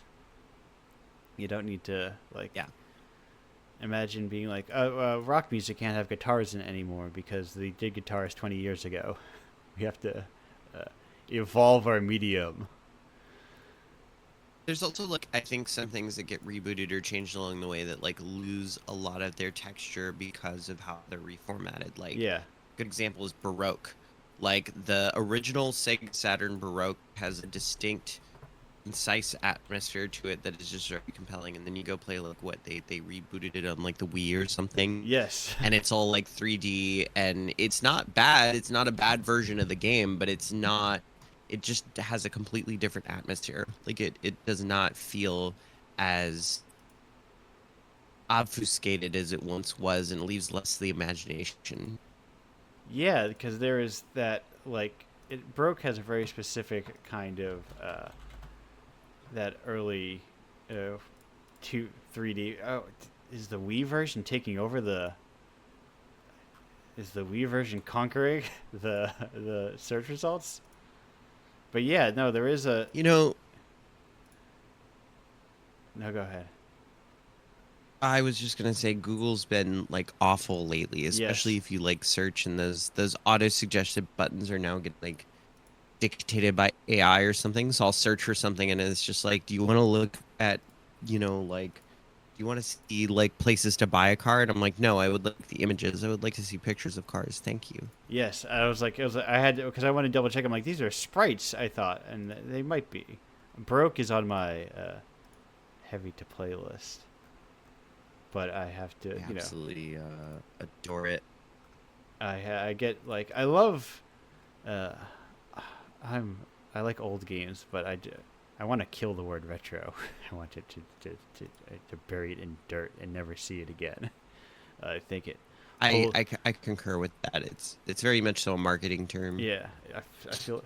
Could you? I think about this sometimes, like the idea of like, no, the idea of applying the word retro to other mediums. It seems sometimes it seems very silly, the idea of calling them retro. Yeah, it's kind of like if we just ran around calling everything like dad rock, like, oh, these are dad games. Yeah, these are all dad games. I love my favorite I love my favorite retro bands. I I also like think vintage is weird too, Yeah, considering like it is very specifically like a wine term. yeah. Well, listen, some of these video games do age very well, and they have a great vintage on them, and they circle back around to being these are innovative again. In that the innovation is a plus. This game is really full bodied. Yes, I'm getting a lot of fruit. I love when a game has just notes of RPG in it. You know, I don't need the full RPG. Anyway, I'm gonna Me swirling Disco Elysium in a glass. Yeah. ah, and that's a game I will approach 10 years from now. I'm also very much that kind of. Whenever everyone seems to really like something, I get distrustful of it, and I go, "Will you like?" I'm actually kind of the same way, but I was pleasantly surprised by that one. It Yeah. is honestly as intelligent as people say it is. I that's it's good to hear from another person who is equally because a lot of these there's nothing funnier than listening to a podcast and making jokes about going through a backlog and they're making jokes about what were like the most important prestige television show or movie of that time, and it's like Yes. never heard anyone talk about it since. I there is this element of like I'm gonna say something very obnoxious. Here's a hot take. Yeah. Disco Elysium being the Breaking Bad of video games, where it's something everyone knows and it is very well made and it is fantastic, but everybody like kind of knows it and everybody's like kind of played it. So I can definitely like feel the instincts kicking in of just being like, is this actually good or is it like Transformers 3? Right. I've Yes. never seen a Transformers movie in my life, by the way. That just felt like an apt analogy. No, that is Always 'cause doing it for the bit, folks. I do remember when I was young and I had a friend who loved Transformers, and this is a side tangent into the world of blockbusters, but he had he had an understanding that like the Transformers movies weren't good, but he liked them, and now Oh, yeah. They're like fun movies, right? Like that's a lot of why people like them, but they're not like high art by any means. Yeah, You know, and- if you and give he me a was choice like- between Transformers 3 and the fall, well, I know which one I'm going to pick. right, and he was like, it's fine. He's like, I think they're bad. It's like he doesn't did not care that nobody else would ever like them, but it was like an acknowledgement that you like kind of trashy stuff, and the blockbuster is one, and now the blockbuster is high art. Actually, you give me a really, really like funny examination of that because I feel like there is like there's on one side there's the like I know this isn't art and I'm comfortable with people not appreciating it in that way, like it's just cheesy and hammy. And I Yeah. feel like there's the art house equivalent of that of like I know no one's going to get this, but I'm gonna make and enjoy it anyway. Yes, and I think there are a ton of art things that I think are broadly unenjoyable, but I like them anyway a lot. I think that's why I want people to really play Norco. Yeah. Because I feel like the way that emotionally resonant feeling that Disco Elysium is, I feel like Norco is like that if you grew up like a poor kid in the South. It's very like, it really spoke to me in a way that I'm not used to being spoken to by video games, and I found that to be very memorable in a way that while I really appreciate the craft of Disco Elysium and it has some memorable moments, it didn't like I've only played like probably the first quarter of it. It has yet to grab me by the neck and really Yeah. like stare into my soul, you know. There- Even it's- though I know it's totally capable of doing that. It's the difference between something that like is right you think is good and something that like actually sticks with and like connects with you. I enjoyed Breaking Bad, but do I ever think about it? Probably not. Yeah, But- whereas like it's funny, even though it is very reputable. Better Call Saul, I find that to be a much more moving show, Yeah. and it's a lot more memorable for me. But it doesn't get the same kind of press. But if you were to be privy to the break zone and you were to ask Andrew, hey, how often do you think of the seminal anime television show Home Movies? I would say a lot. Oh, I mean, that show is great because it's just like I think what I like watching about it is like that show is really trying to make some good fun of like cinema in general as Yeah. well.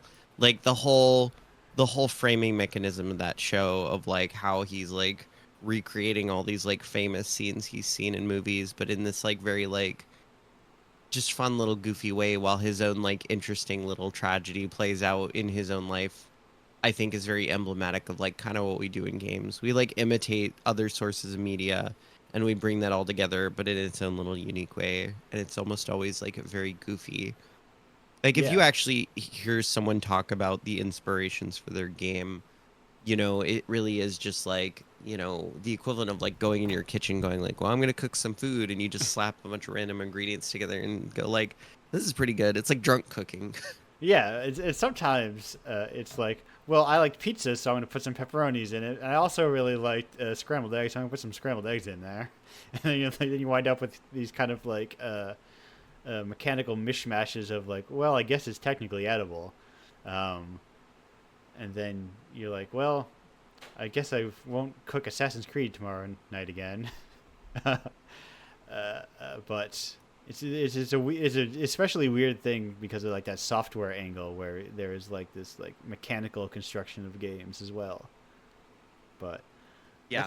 that's a whole other thing. And speaking of whole other things, we've got whole other guests as well because Emily, we got it. Time has been flying by doing this Yeah, show. of course. Can I give one little last shout? Yes, give your last shout, and then we'll have a group segment at the end. So if you need any other like personal shouts, this is a podcast. We have plugs, of course, but give that I shout. think I think I won't be able to stick around for the group segment, but That's before fine. I go, I did want to give a shout out to the YouTube channel Alpha Beta Gamer because honestly, it became very evident in the end that they were very, very good at finding those really small indie titles and highlighting them with like capturing full gameplay footage. So it's like you don't have the time to crawl through itch.io, but you're sort of wondering about like some of the more interesting stuff that floats up. Give that channel a go. I'll open like 10 tabs at a time and just discover some really incredible games I've never heard of. And that's Yeah. a great, great place to just get a good sampler. Well, perfect. But before we go, we have the important two questions. You've had time to prepare. I hope you're ready. Of course. Emily, what is your favorite type of rock? I'm really torn between bismuth or lunar soil. Regolith, I think they call it. So we'll go with regolith maybe if bismuth doesn't count as a rock. Yes, perfect. They do have. I'm looking at this page right now. They do have a lot. I recognize they skew horror because that is what keeps you afloat online Yes. on YouTube.com. But they sneak in some other stuff in there. They sneak in a lot of the surreal, like kind of David Lynch stuff. It's great. And that is it's a particular thing you notice on if you spend time on itch. Any horror game basically will have 3 or 4 YouTube videos attached to it. Oh yeah. But second question, do you have a favorite Toho character? I actually thought about this for quite some time, hearing it with the other guests, because I Yes. was like, and I really do want to make sure I'm very like bespoke with my sort of like Toho choices. I'm gonna have to be a little basic today and go with Marissa Well, listen, because she's still the precious thing. yeah, Marissa is a classic though. Exactly. It's the reason sometimes you like the reason you go to classics. Sometimes like this has been a very classic radio show in terms of the music I played. A lot of times I have to go weird off the beaten path, but whatever. I played the Mountains Goats and Julian Baker back to back. I'm going to be playing Jawbreaker. Yes. Sometimes you crave the classics. Sometimes you crave those classics. And sometimes you want a little witch who steals stuff. Exactly. Sometimes, God, every day. I'm just thinking I have so much stuff to be stolen. If only there was a witch here. yes, it's only if there's a little witch to steal things from you. and feel sorry about it. Maybe, who knows? Exactly. We'll get it. We'll have time for Toho. There'll be time for Toho, as they say. But before you go, Emily, do you have anything you want to? Where can people find you? What is your go-to? I would say, what is your central hub if people want to find your stuff?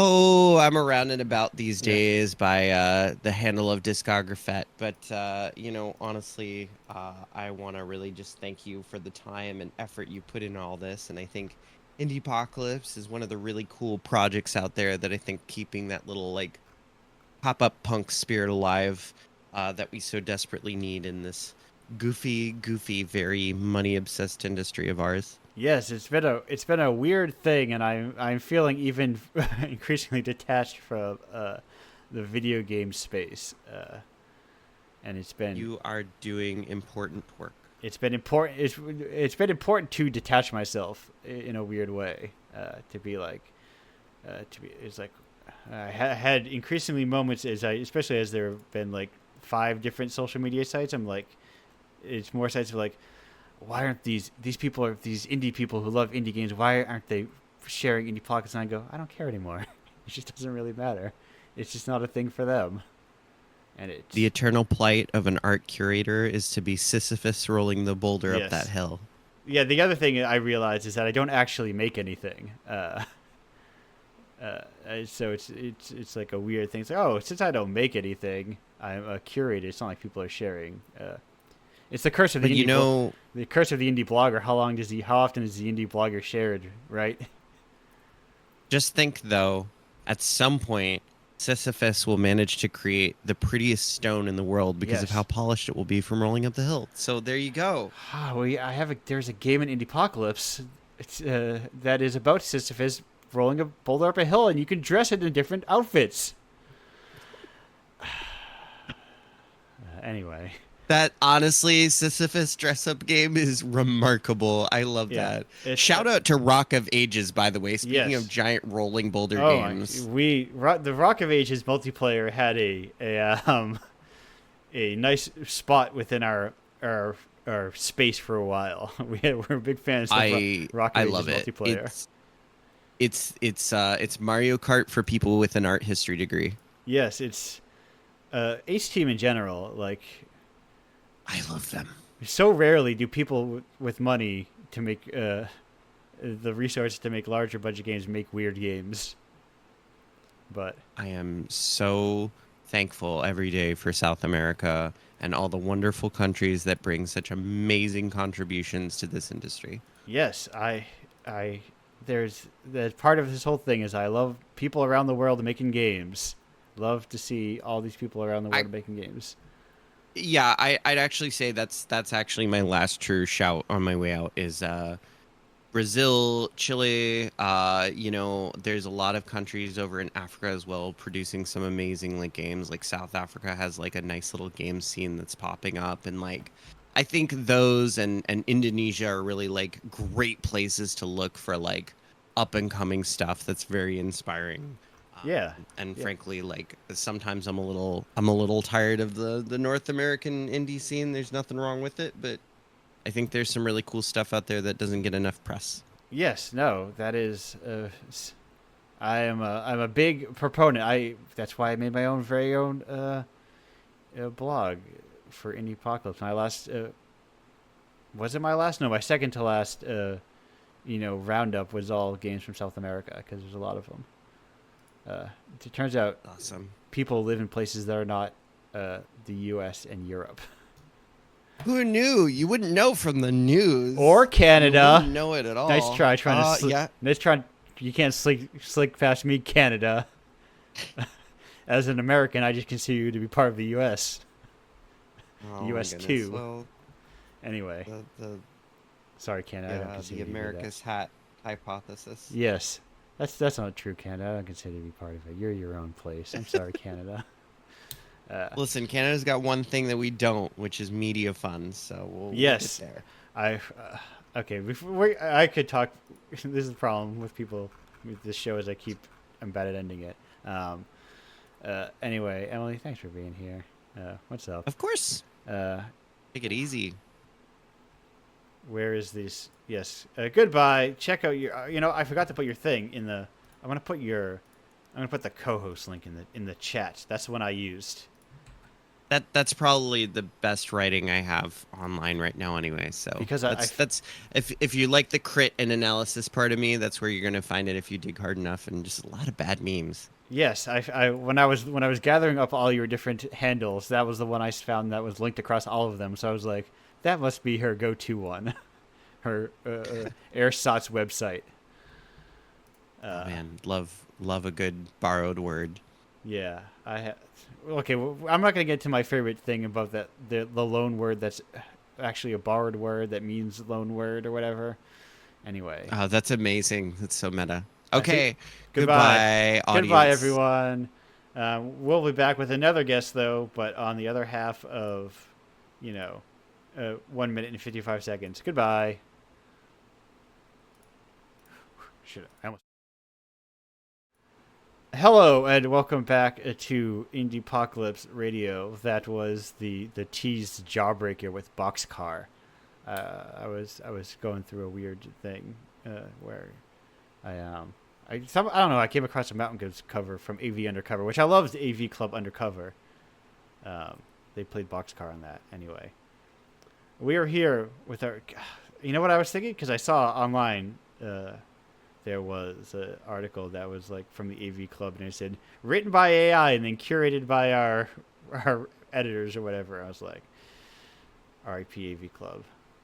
But that all aside, we've got our last developer for the show from issue 43 of Indiepocalypse with 3 games. They are being Perpetual Foreigner, Letter to My Grandmother, and What If I'm the Train. It's Dylan. Dylan, how are you doing today? Hi, so I'm Dylan, and Yeah. I'm doing quite great. In France, it is soon 10 p.m., I think. So it's getting late, but it's also fine. As like developer, we stay up late. So I Yes, guess right. it's okay.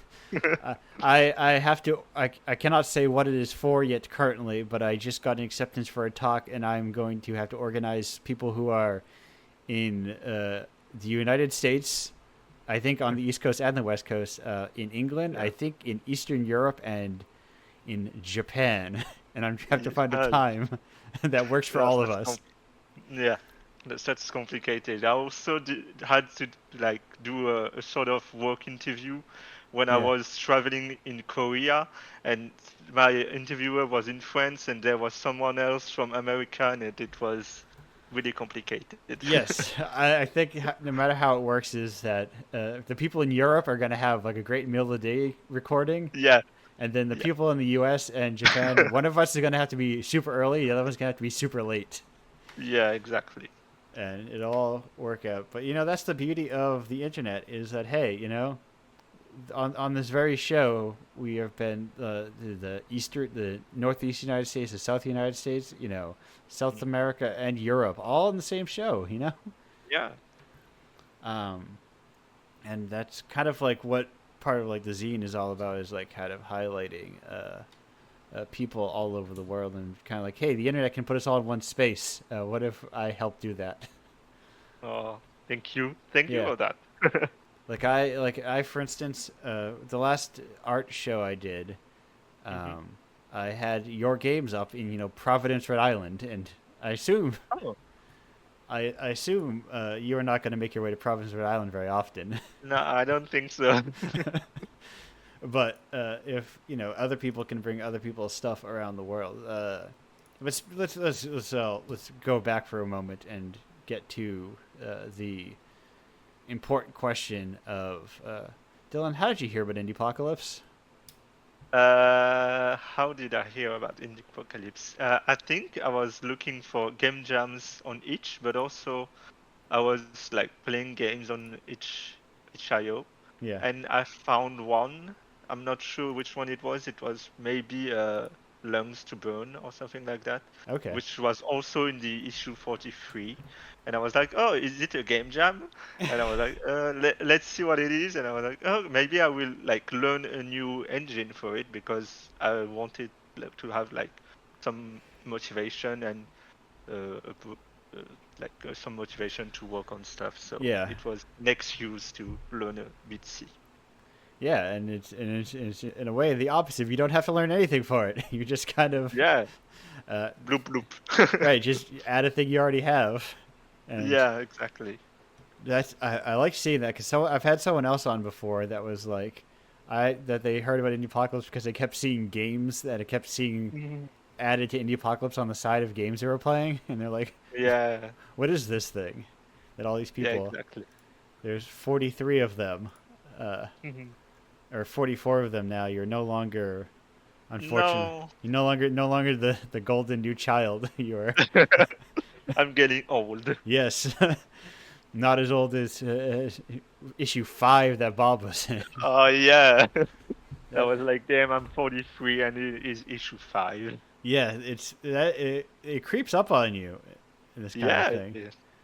Uh, uh, who knows how, like, in a year, part of doing this once a month is that eventually you just get older and older, and like I remember when I thought like 20 was a huge number. Yeah. Oh, Soon you will be at 50, which is like half hundred, which yeah, is really a lot. yes. it's, it's very strange to be doing this just like nonstop, because some, like, the weird thing about doing this is because I've been doing it for so long, in some cases Indie Apocalypse predates people making games. Some of the contributors weren't even making games at all when Indie Apocalypse Well, started. I think it's my case. Right, that's I was gonna wonder. Are you one of those people? Yeah, because before, like, I got into a game design degree in France, like Yeah, in 2021, 22, like after the pandemic.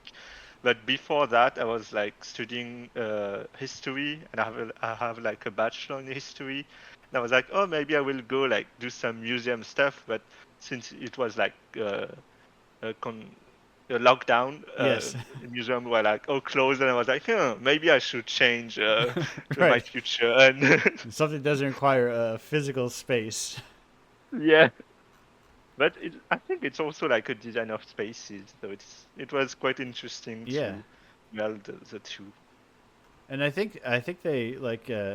I love it when people come to also like game design from a different background that is not like Yeah, game design, because it brings a very different perspective of like yeah, totally.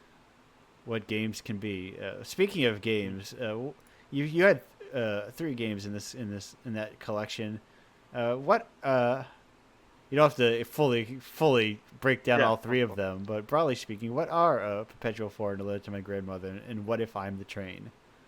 Yeah, so basically, those games are like, I think, quite personal and like a mix of autobiographical and fiction, because I felt that after my game design degree, I wasn't sure if I really wanted to make video games, because the industry is not that fun. Right. Working with other people is kind of complicated. And like I did like a lot of interviews for like big studios like Ubisoft and things like that, and they were they were nice and it's cool, but I felt like we didn't share the same like philosophy about making video games. So in a way, like Indiepocalypse and that excuse to make video games, uh, and go back to like a sort of personal way of making video games for myself was Yeah. quite great. Like the What If I'm the Train one actually was for the Game Maker Toolkit game jam, but since I didn't really wanted to spend a lot of time on it, I did it on Bitsy, and also um, I think it started like Friday night the jam for me, like in France time, and I started it like at Saturday night because on Saturday there was like still protests in France, like about Polish violence, and it was kind of integrated in that game, like so. It's really a mix of personal, autobiographical aspect and news also. Yeah, and that's like, that's the beauty of like kind of these ready-made engines like Bitsy, is Yeah, that you can in the moment you can make something that is of your moment. You don't have to worry about like well, I have to make all these mechanics and all this other stuff. Yeah, totally. You can just make And also, something. yeah, and I think also what I like about Bitsy and small engines like this is that you can, in a way, like cheat your way through making them do what you want, even though they Yeah. are not meant for it. And that's kind of my favorite thing to do with engines such as Bitsy. Oh yeah, no, Janos' segment of all the horrible things he did to Twine. Oh yeah, I was just that was really impressive. yes, yeah, that is like I'm still like I was like when he was talking, I was playing through. I was like, no, this is like I see like I started to see the bones of how it was entwined, but I was like, Yeah, yeah, yeah. And people have already done like there's already even like a lot of like ready-made Bitsy hacks, like Bitsy yeah, 3D and things like that totally. that It's you really can. interesting. Like with engines, I think it's really fun and cool that you can like the users can like take them for themselves and reappropriate them. But also it exists in video games with like mods and things like that. And it's kind of my favorite thing about like creation, video games, and all that. Yeah, it's and it like opens the possibility for like the wider possibility for just people to be able to like make games. Yeah, I'm also curious because I saw recently that there is like a sort of Fortnite editor like with Unreal, and it's sort of like the mode for the mode like Hammer and things like that. So Yeah. I'm curious what will happen with a Fortnite editor, like what will people do? Right, because there are like so many of these. Like, if I'm gonna be old for a moment, uh, you know, what's it called? MOBAs came out of like Yeah, StarCraft map yeah, editor and things like yeah. that. That's really fun. And there is like this kind of like open space of like the pre-made but limited tool set has its benefit of Mm, like yeah, really framing what you can do and changing the yeah, possibilities and like taking some of the overhead away from you so you don't have to worry about that kind of. yeah. It's kind of similar to what our previous guest said about like that games were made for like hardware limitation Yeah, uh, in the past, right. You and can it's really interesting. you're never So, gonna you're okay. I don't say never, but you're very likely never going to make an MMO in Bitsy. So uh, right, everything's right. possible. It's why I step back from never. Um, and I say Yeah, that like because I someone probably already has done something I- to that extent. yeah, I think probably because I saw that there were like hacks to have a sort of online on Bitsy, and I was Yeah, like, how? So everything's possible. yeah. There is like like a huge wide space of just like making what can anything because like how you play with an engine is kind of like a tool Mm, of like art itself. yeah, I agree. It's like people don't play the guitar strictly by holding their fingers down on different frets. There's all sorts of like modifications people have done to it, Yeah, yeah, yeah. and like messing around and breaking engines is a lot of the same way. Yeah, like I think this week. I'm not sure of the time because life is like that Yeah, sometimes. I worked on a Bitsy Jam also because I suggested a theme and for the jam by Adam Ledoux, and I suggested like lots media, and I didn't think that it was gonna be like picked because there was a lot of other themes, so I had to do a games because I was just because I was like I suggested the themes, so if I don't do it, it's bad. So I did a game, a Bitsy game, and I tried to like mix sort of different hacks and things that I did. And in the end, because I tried to cheat my way through a lot of problems, it kind of broke. But I was like, it's still playable, and I will send it that way. yeah, Yeah, right. It's as long as there can be so many rough edges, and as long as you Yeah, and you don't need to know. No one needs to know what those rough edges are. Uh, yeah, it's like the secret of uh, a film, right? mm, If the frame was expanded 10 feet on either end, suddenly you're no longer in that space anymore because you start to see all the like the trappings and everything. yeah, But in the same way of like is there can be all the hacks in the world, but if people don't see them, are they really there? yeah, yeah. I agree. So it's a fun little thing, and yeah, and it's just like that regular monthly because Bitchy Jam is monthly, right? Yeah, Yeah, having those having that monthly Bitchy Jam where people can just kind of like pop in, and for some people it's their first time in Bitsy, yeah. and it's a great It's thing. really, yeah, it's kind of cute, I would say, Yeah, because sometimes you can see, uh, like in, especially in the first games made by people on on this Bitsy Jam, you can see like their inspiration in other Bitsy games, yeah, and I think it's really fun that like nothing is really new because there is like a ton of games made every day, but because you're the one making it, it's special and it doesn't have to be like revolutionary or perfect or whatever. Because just because you made it, it's already really great. right. It already is something that nobody else would have made because Yeah, yeah, that's like I think that's the problem with like it's easy to get caught up in wanting to make like uh, I don't know, make money and make quote unquote yeah, good games or whatever that yeah, means. yeah, But it's also like people do need money, I guess. yeah, Unfortunately. yeah. And life is getting more and more expensive, so Yes. So it's hard so to that's complicated. it is hard to be like, oh well, why am I going to spend all this time on a thing that uh, was yeah, I could be doing something else, but it's, hobbyist stuff is fun because you're doing it as a hobby.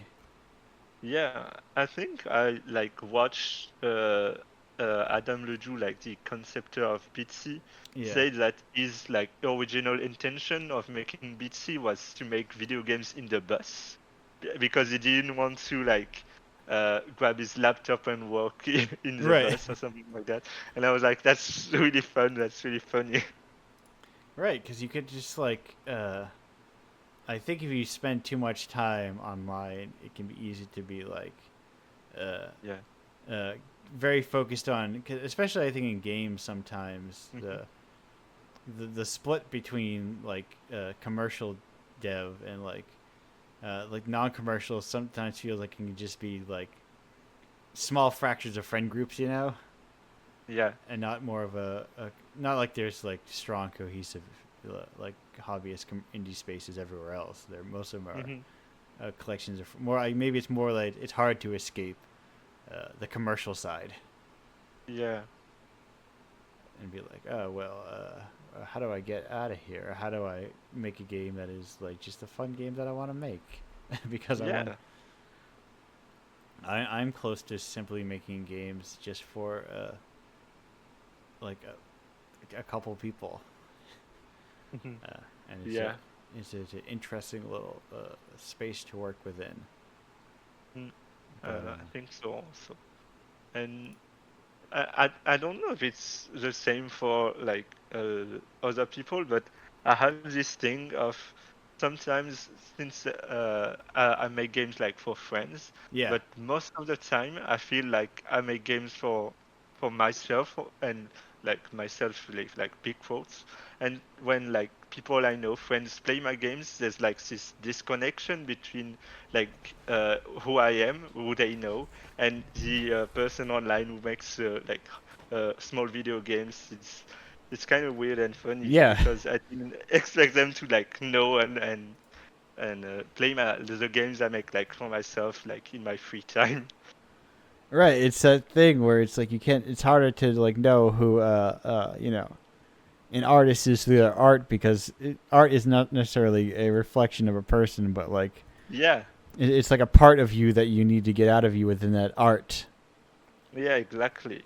Like I think the first like concept I made for a video game was like an exploration of identity through through fabrics and clothes, and and it's really personal. I don't think I will like ever like make it really because it's so close to me, but Yeah. it was like exposing like thoughts and putting them to paper like with big quotes. Yeah, that is like uh, kind of art is this weird thing where it's sort of how uh, it's a conversation that we have with each other in a way Mm. Yeah. where it's like, you'll never fully know someone, through their art, but they're like they wanted to get an idea across. Yeah. They wanted to like convey a feeling they were in at a time, and Yeah. like sometimes that is like, sometimes that's just a painting, sometimes it is a game. Yeah. And like even ourselves, we don't know ourselves like completely. So Right. for others to know us completely through one games or through one painting, it's like impossible. Yeah, and sometimes you might make a piece of art like a game, and then you're like, "Oh, wait a minute!" Yeah. Did not even realize what you were making until you had finished Yeah. it, Exactly. and then you just kind of fall into this like, oh, this is what I'm making, or you notice you're like your own unconscious decisions and choices that you go with, Yeah. and you're like, oh, look what I keep making games about. Yeah. You can like sort of discover yourself to what you're making, even though it's like Yeah. unconscious. Right. Like we're not perfect understanders of our own mind, never mind other Yeah. people's. And it creates this kind of this interesting Dylan, I just like art a lot. I think about Yeah, me too. art a lot, and Yeah. it's something like I've thought about even recently. Like it's nice to sometimes to not fully understand something too. It's like, Yeah. There's beauty in that. yeah, to be like, I understand this, like it moves me, but I don't necessarily fully, like I cannot explain it to you fully, but Yeah, it's the feeling. It's yeah, something that we can't really put words to. right. And I think sometimes that's how you get people like, oh, this influenced my art, but it's not like recreating the elements of that thing, but it's Yeah. recreating the feeling that thing gave you, Yeah. and trying to sort of like replicate how that thing has changed you, and now you're like putting those ideas onto whatever canvas style you have. Yeah. Like in a way, we're like transferring feelings to others through video games, and it changes slightly each Yeah. like rendition. Yeah, because there's like, no one is going to have your experience, but they can have a tiny slice of it through Bitsy, through like one of Yeah. your games. Yeah. And somewhere, in Providence, Rhode Island, there's a person getting a slight, a small slice of police protests in France. Oh yeah. So And- what kind of outro it is? Is it like in a physical place? Yeah, there's like a farmer's market, and Oh. and the third Saturday of every month, there's like an art market that they host in there. That's fun. Yeah, and it's a huge open space, and there's some people are selling like, there's like a caricature artist, there's different like sculptors, and like some people selling vintage clothes and that kind of stuff, and I'm just here with a bunch of video games from people all over the It's world. really close. Kind of similar. Yeah, and that's kind of like where I've been gravitating to be like, I feel closer to this person next to me who's making ceramics or whatever Yeah. than the person who is making like a multi-million-dollar indie game. Yeah. It's just more like And generalized art space. yeah, and I think that like video games and making video games like is really a craft, and that we should see it as a craft because it is one.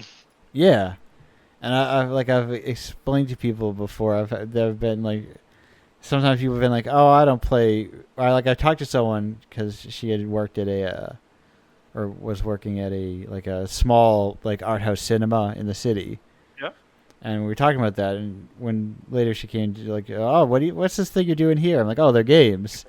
And she's like, "I don't play video games." I'm like, "Well, these are kind of like you know how we talk about art house films, like these are like those, but they just happen to be video games."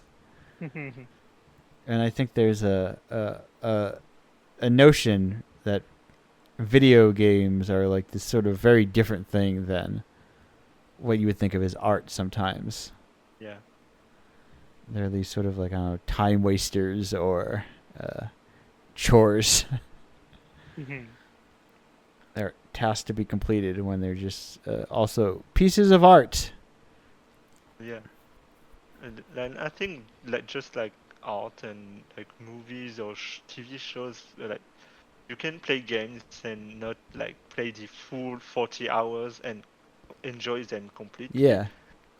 So I think like what's some people are scared of like of video games is like accessibility, the length of the games.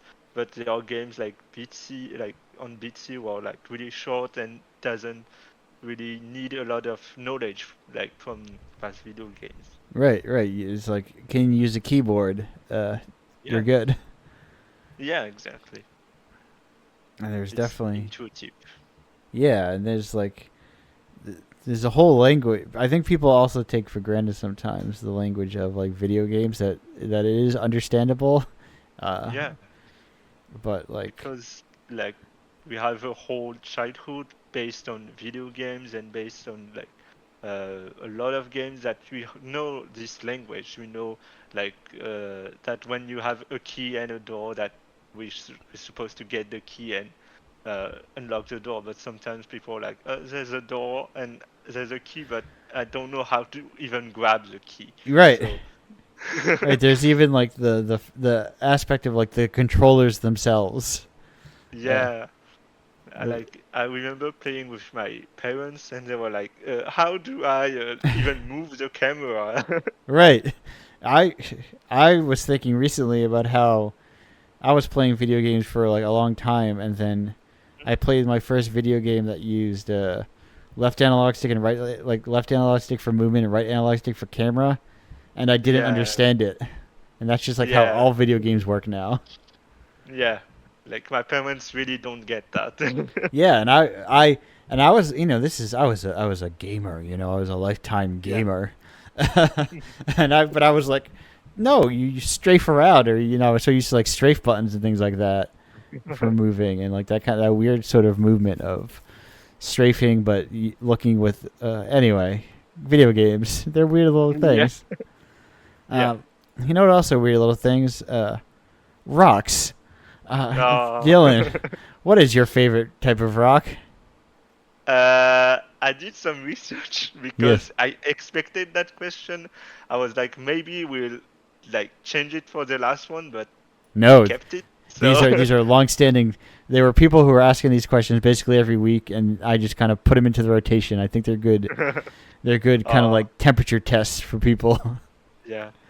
I think they should play like I think it's called the League of the Lonely Geologist or something like that.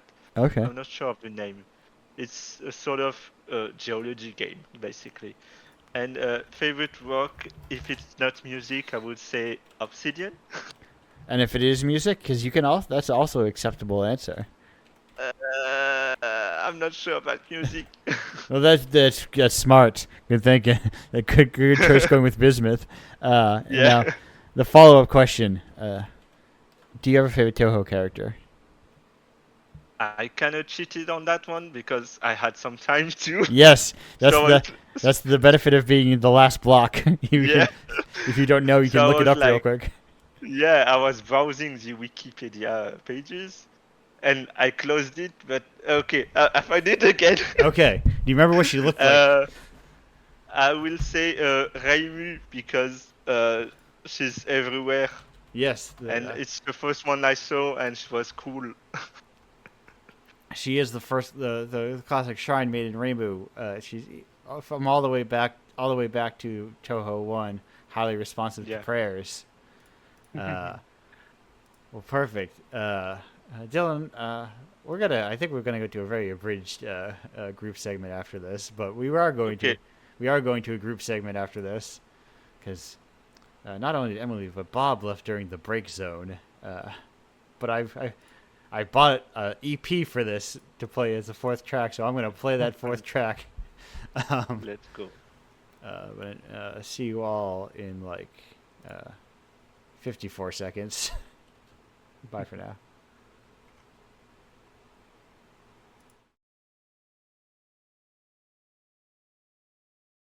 Hello, welcome back to Indiepocalypse Radio. That was Taco Cat with Skate Witch. I thought that song was unavailable, but I found it under the, because if you go to that EP, Women's Day, they're like, buy it from the record place, and then it goes to a dead link or just a link that redirects to their website. But whoever the I forgot the label that was published on, but that label had Women's Day available on their Bandcamp page, so I got it. That all said, we're back with the whole crew, which is half the crew, which is Janos and Dylan are here. Hello. Hello. Hi. We were talking briefly in the chat about, not briefly in the chat, but you were posting Pedro Paiva's cool arcade machines. Yeah. It's That- new. That's so cool. He's making these machines, and now he's not the only one. You know, he started a movement Yeah. of indie developers uh, who believe in taking their games to where people are. And Yeah, and creating that idea of games as how do I say a physical place Yeah. to find people and play games together. This is so awesome. This is so good. I Yeah, we just have to. they were on. Was it last week? 2 weeks ago? I'm now losing track of weeks. Some previously, a couple of weeks ago was we had Fantasia Malware on here, who were doing similar stuff of like games as public participatory events in, but they're based out of Germany, but the same kind of like, hey, we could put games into galleries. We can have games at different meetups and events, and it's a thing that people do together. Yeah, and a funny story. Pedro Paiva was a art teacher, and he was and he proposed his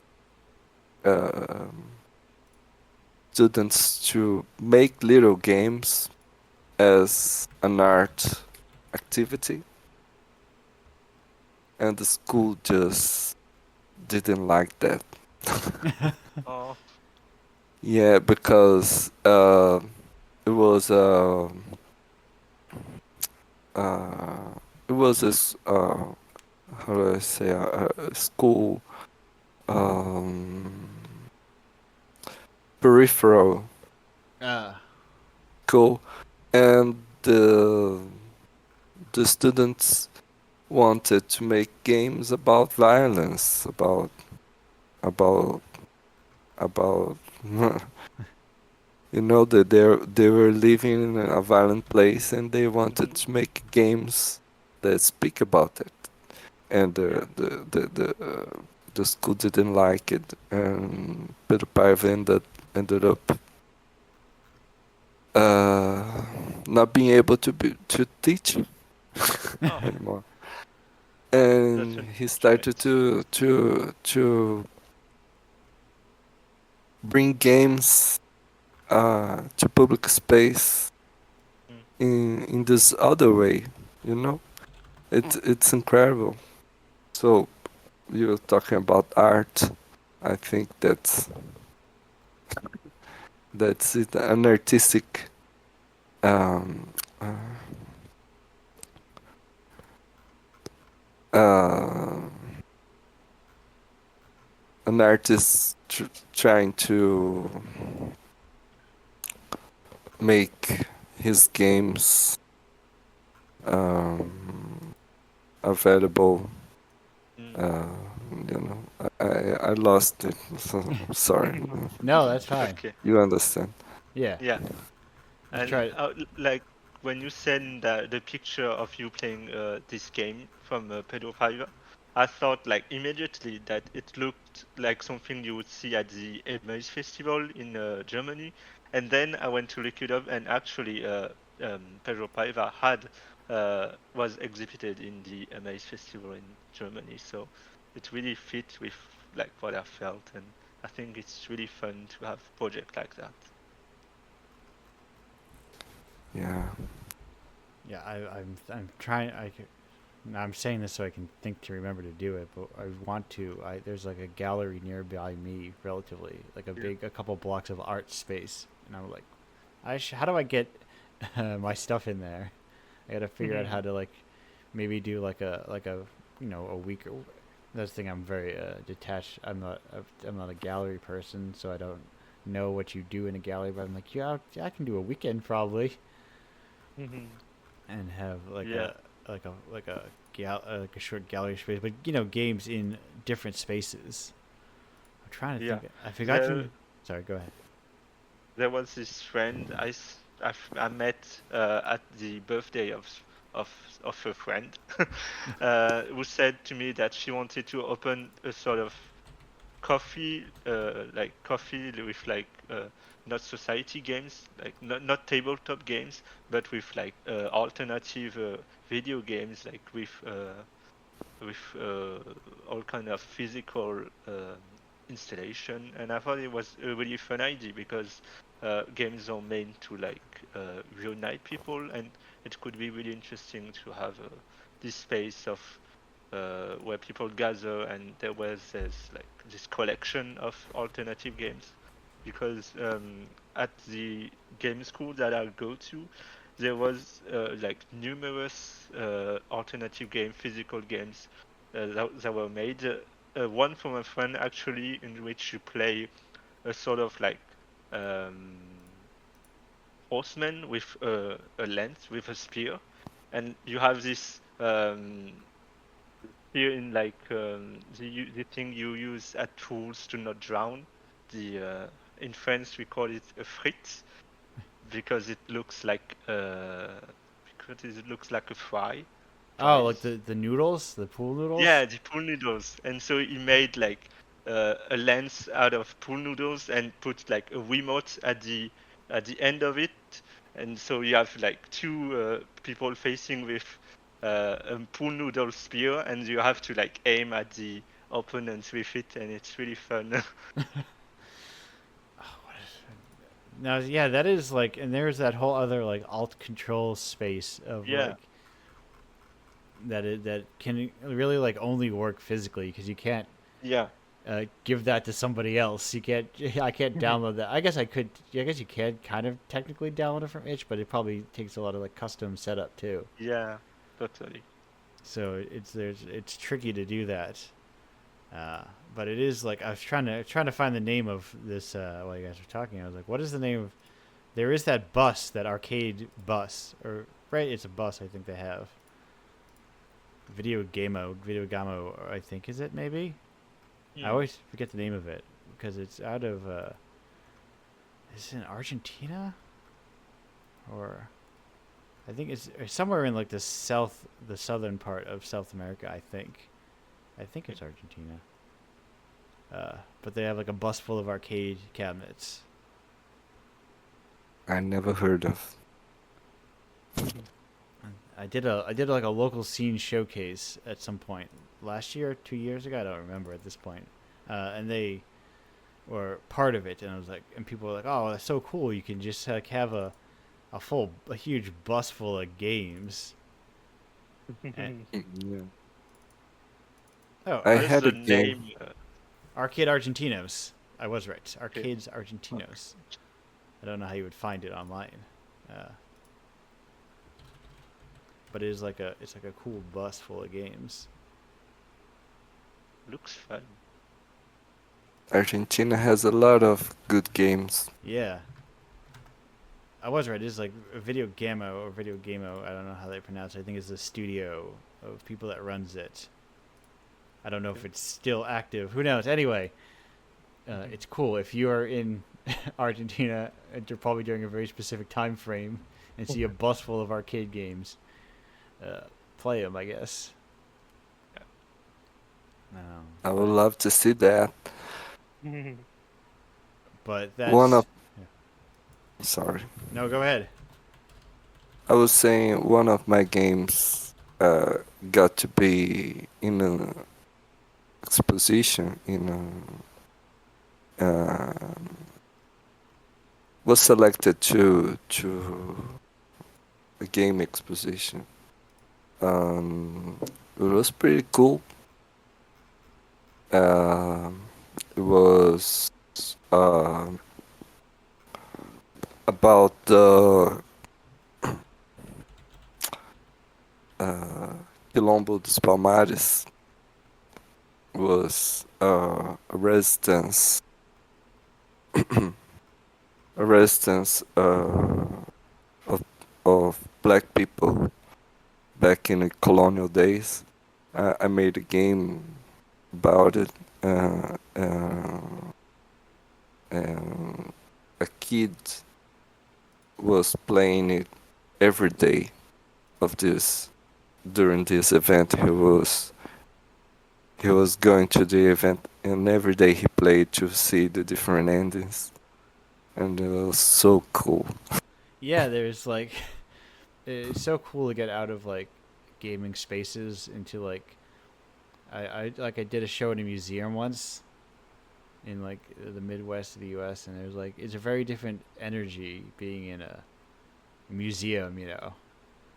I similarly had a kid who, she was like the daughter of some of the curators, like of museum curators regularly, and she's like very into the games because, you know, Indiepocalypse, for even though a lot of them are not like technically like, you know, have adult content, quote unquote, a lot of them are still like more complex ideas, and like they're not like, you know, Mario.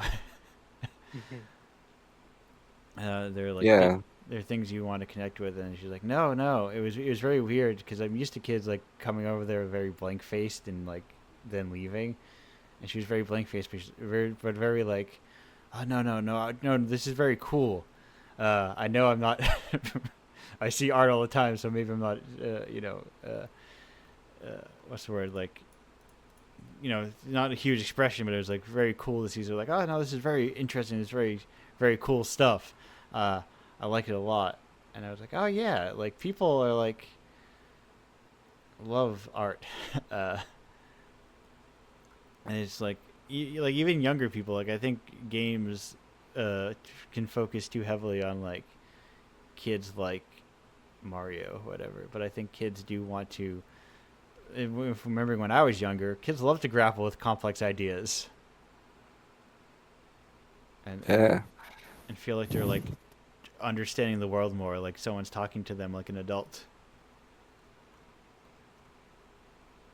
Yeah. And I think it's about finding alternative ways to distribute the game, because the internet is great. You can connect to the whole world, but we are not sure if the internet will be there forever. Right, Yeah, it's not. You can't depend solely on that. We can. So I think it's great that we have the option of also going local. Distributing. Uh, yeah, connecting to people around your local place. yeah. That's the that's and if you can do both, it's is better. Yeah. Yeah, I highly recommend people, game developers, just go to non-gaming events. Just go to any kind of art event nearby that you can get into. You know, especially because if you go into like those like flea markets or art markets, they're usually like super cheap to get into, and there's not like games are very weird where there's like so much like merit-based entry or whatever. Where it's like, oh, somebody's gonna judge your game, judge it for inclusion, and it's a very strange approach to it, rather than just like I submitted so I'm in, or like there's a lottery system. But that all said, the show is crossing over 2.5 hours of show, so I'm gonna spin it down unless. Do either of you have any last-minute pressing questions or statements? I don't really have one. I would say make video games. Perfect. So I will say Bob had already previously left, aforementioned left during the break segment, but you can find Bob's stuff if you just search for Tales by Bob. I think he's got the .com. Yeah, he's got the .com. Is there .hio? That stuff's all over the place. Emily's aforementioned Disco Graffette. I was like, oh man, I blanked for a second. Did I say it correctly? I did say it correctly. I said, Dylan, where can people find your stuff if they're looking to find your work? I think they can find it on itch.io on like Zenko. Perfect. And should be found. That is Zenko with a ZH. Yeah. And Janos, where can people find your work? Janus Biro. Yes. J-A. I'm not gonna spell it. No, I will. JANOSBIRO. Don't worry, I got you covered. Yeah, on Nietzsche. And I have a couple of blogs too. I write about games and stuff. And I wrote a Twine tutorial in Portuguese. There is if there's anyone from Brazil or other countries that speak Portuguese that are interested into making Twine games, especially Sugar Cube, who can make introduce new stuff to Twine games. You can. Some people have come to me to help to make those games, so I'm available to help those developers, those people who maybe never made a game but want to make a Twine game, a simple Twine game. Yeah, Twine is a great entry point for like. Yeah. You don't have to worry about all that nonsense of I have to draw a character on a screen. I have to tell the game when to do it. It has to collide with things. No. It's a good way to get into game development. Yeah, that's what I love about Twine. Yeah. And then if you want to move to a different engine or do you want to break Twine over and mess it up, either one. That said, hey, Indiepocalypse.com is where you get Indiepocalypse. It's a good place to get it. I mean, I also have my own itch at pizzapranks.itch.io, but at Indiepocalypse, you can just buy it all there as well. Talk about not having faith in the continued existence of the internet. I have no faith in the continued existence of any website except for my own. So it's on my. So I have everything there as well, available. You can buy it all there. If you want to join Indiepocalypse, it's easy enough. It's going to indiepocalypse.com/submit and just adding your game to the quote-unquote jam, and then you're done. It's a simple process. If you want to sign up for the Patreon, indiepocalypse.com/Patreon, it's where you, if you just like a regular magazine subscription, or if you want to just get the commission games for $5 a month, you can do that too. The aforementioned Pedro Paiva made one of those games for Indiepocalypse, I want to say recently, but it's probably like a year ago at this point. There's, that's a taste of if you're looking for games from people who are working in like the alternative space, or like people who are like in that very strange space, that's who I'm looking to like commission usually, and being like, hey, those video games you make that are not video games that make money, what if I paid you some money to make another one of them? And people often go, yes, love to make video games for money. But that said, I think that's indiepocalypse.com/tapes. With all this talk of physical events, one of the big boons of me going to physical events is I put Indiepocalypse inside of USB sticks and put those inside of cassette cases. And they're real cool looking. You can get your own at indiepocalypse.com/tapes, or from me in person when I'm at events. That said, I think that's everything. I think I hit them all. I think I hit all the URL extensions. It's the newsletter, I guess. I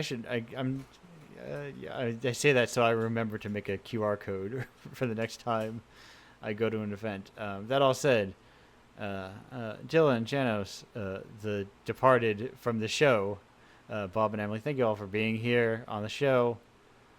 Thank you for making games. We get involved in this whole little thing. Glad to have you here. Thanks. That was great. That was fantastic to Thank participate. Thank My selfishness of, hey, I can't travel the world, so what if I make the world travel to me? And I get to hang out with people. Anyway, ending the show now. Goodbye. Goodbye. Bye.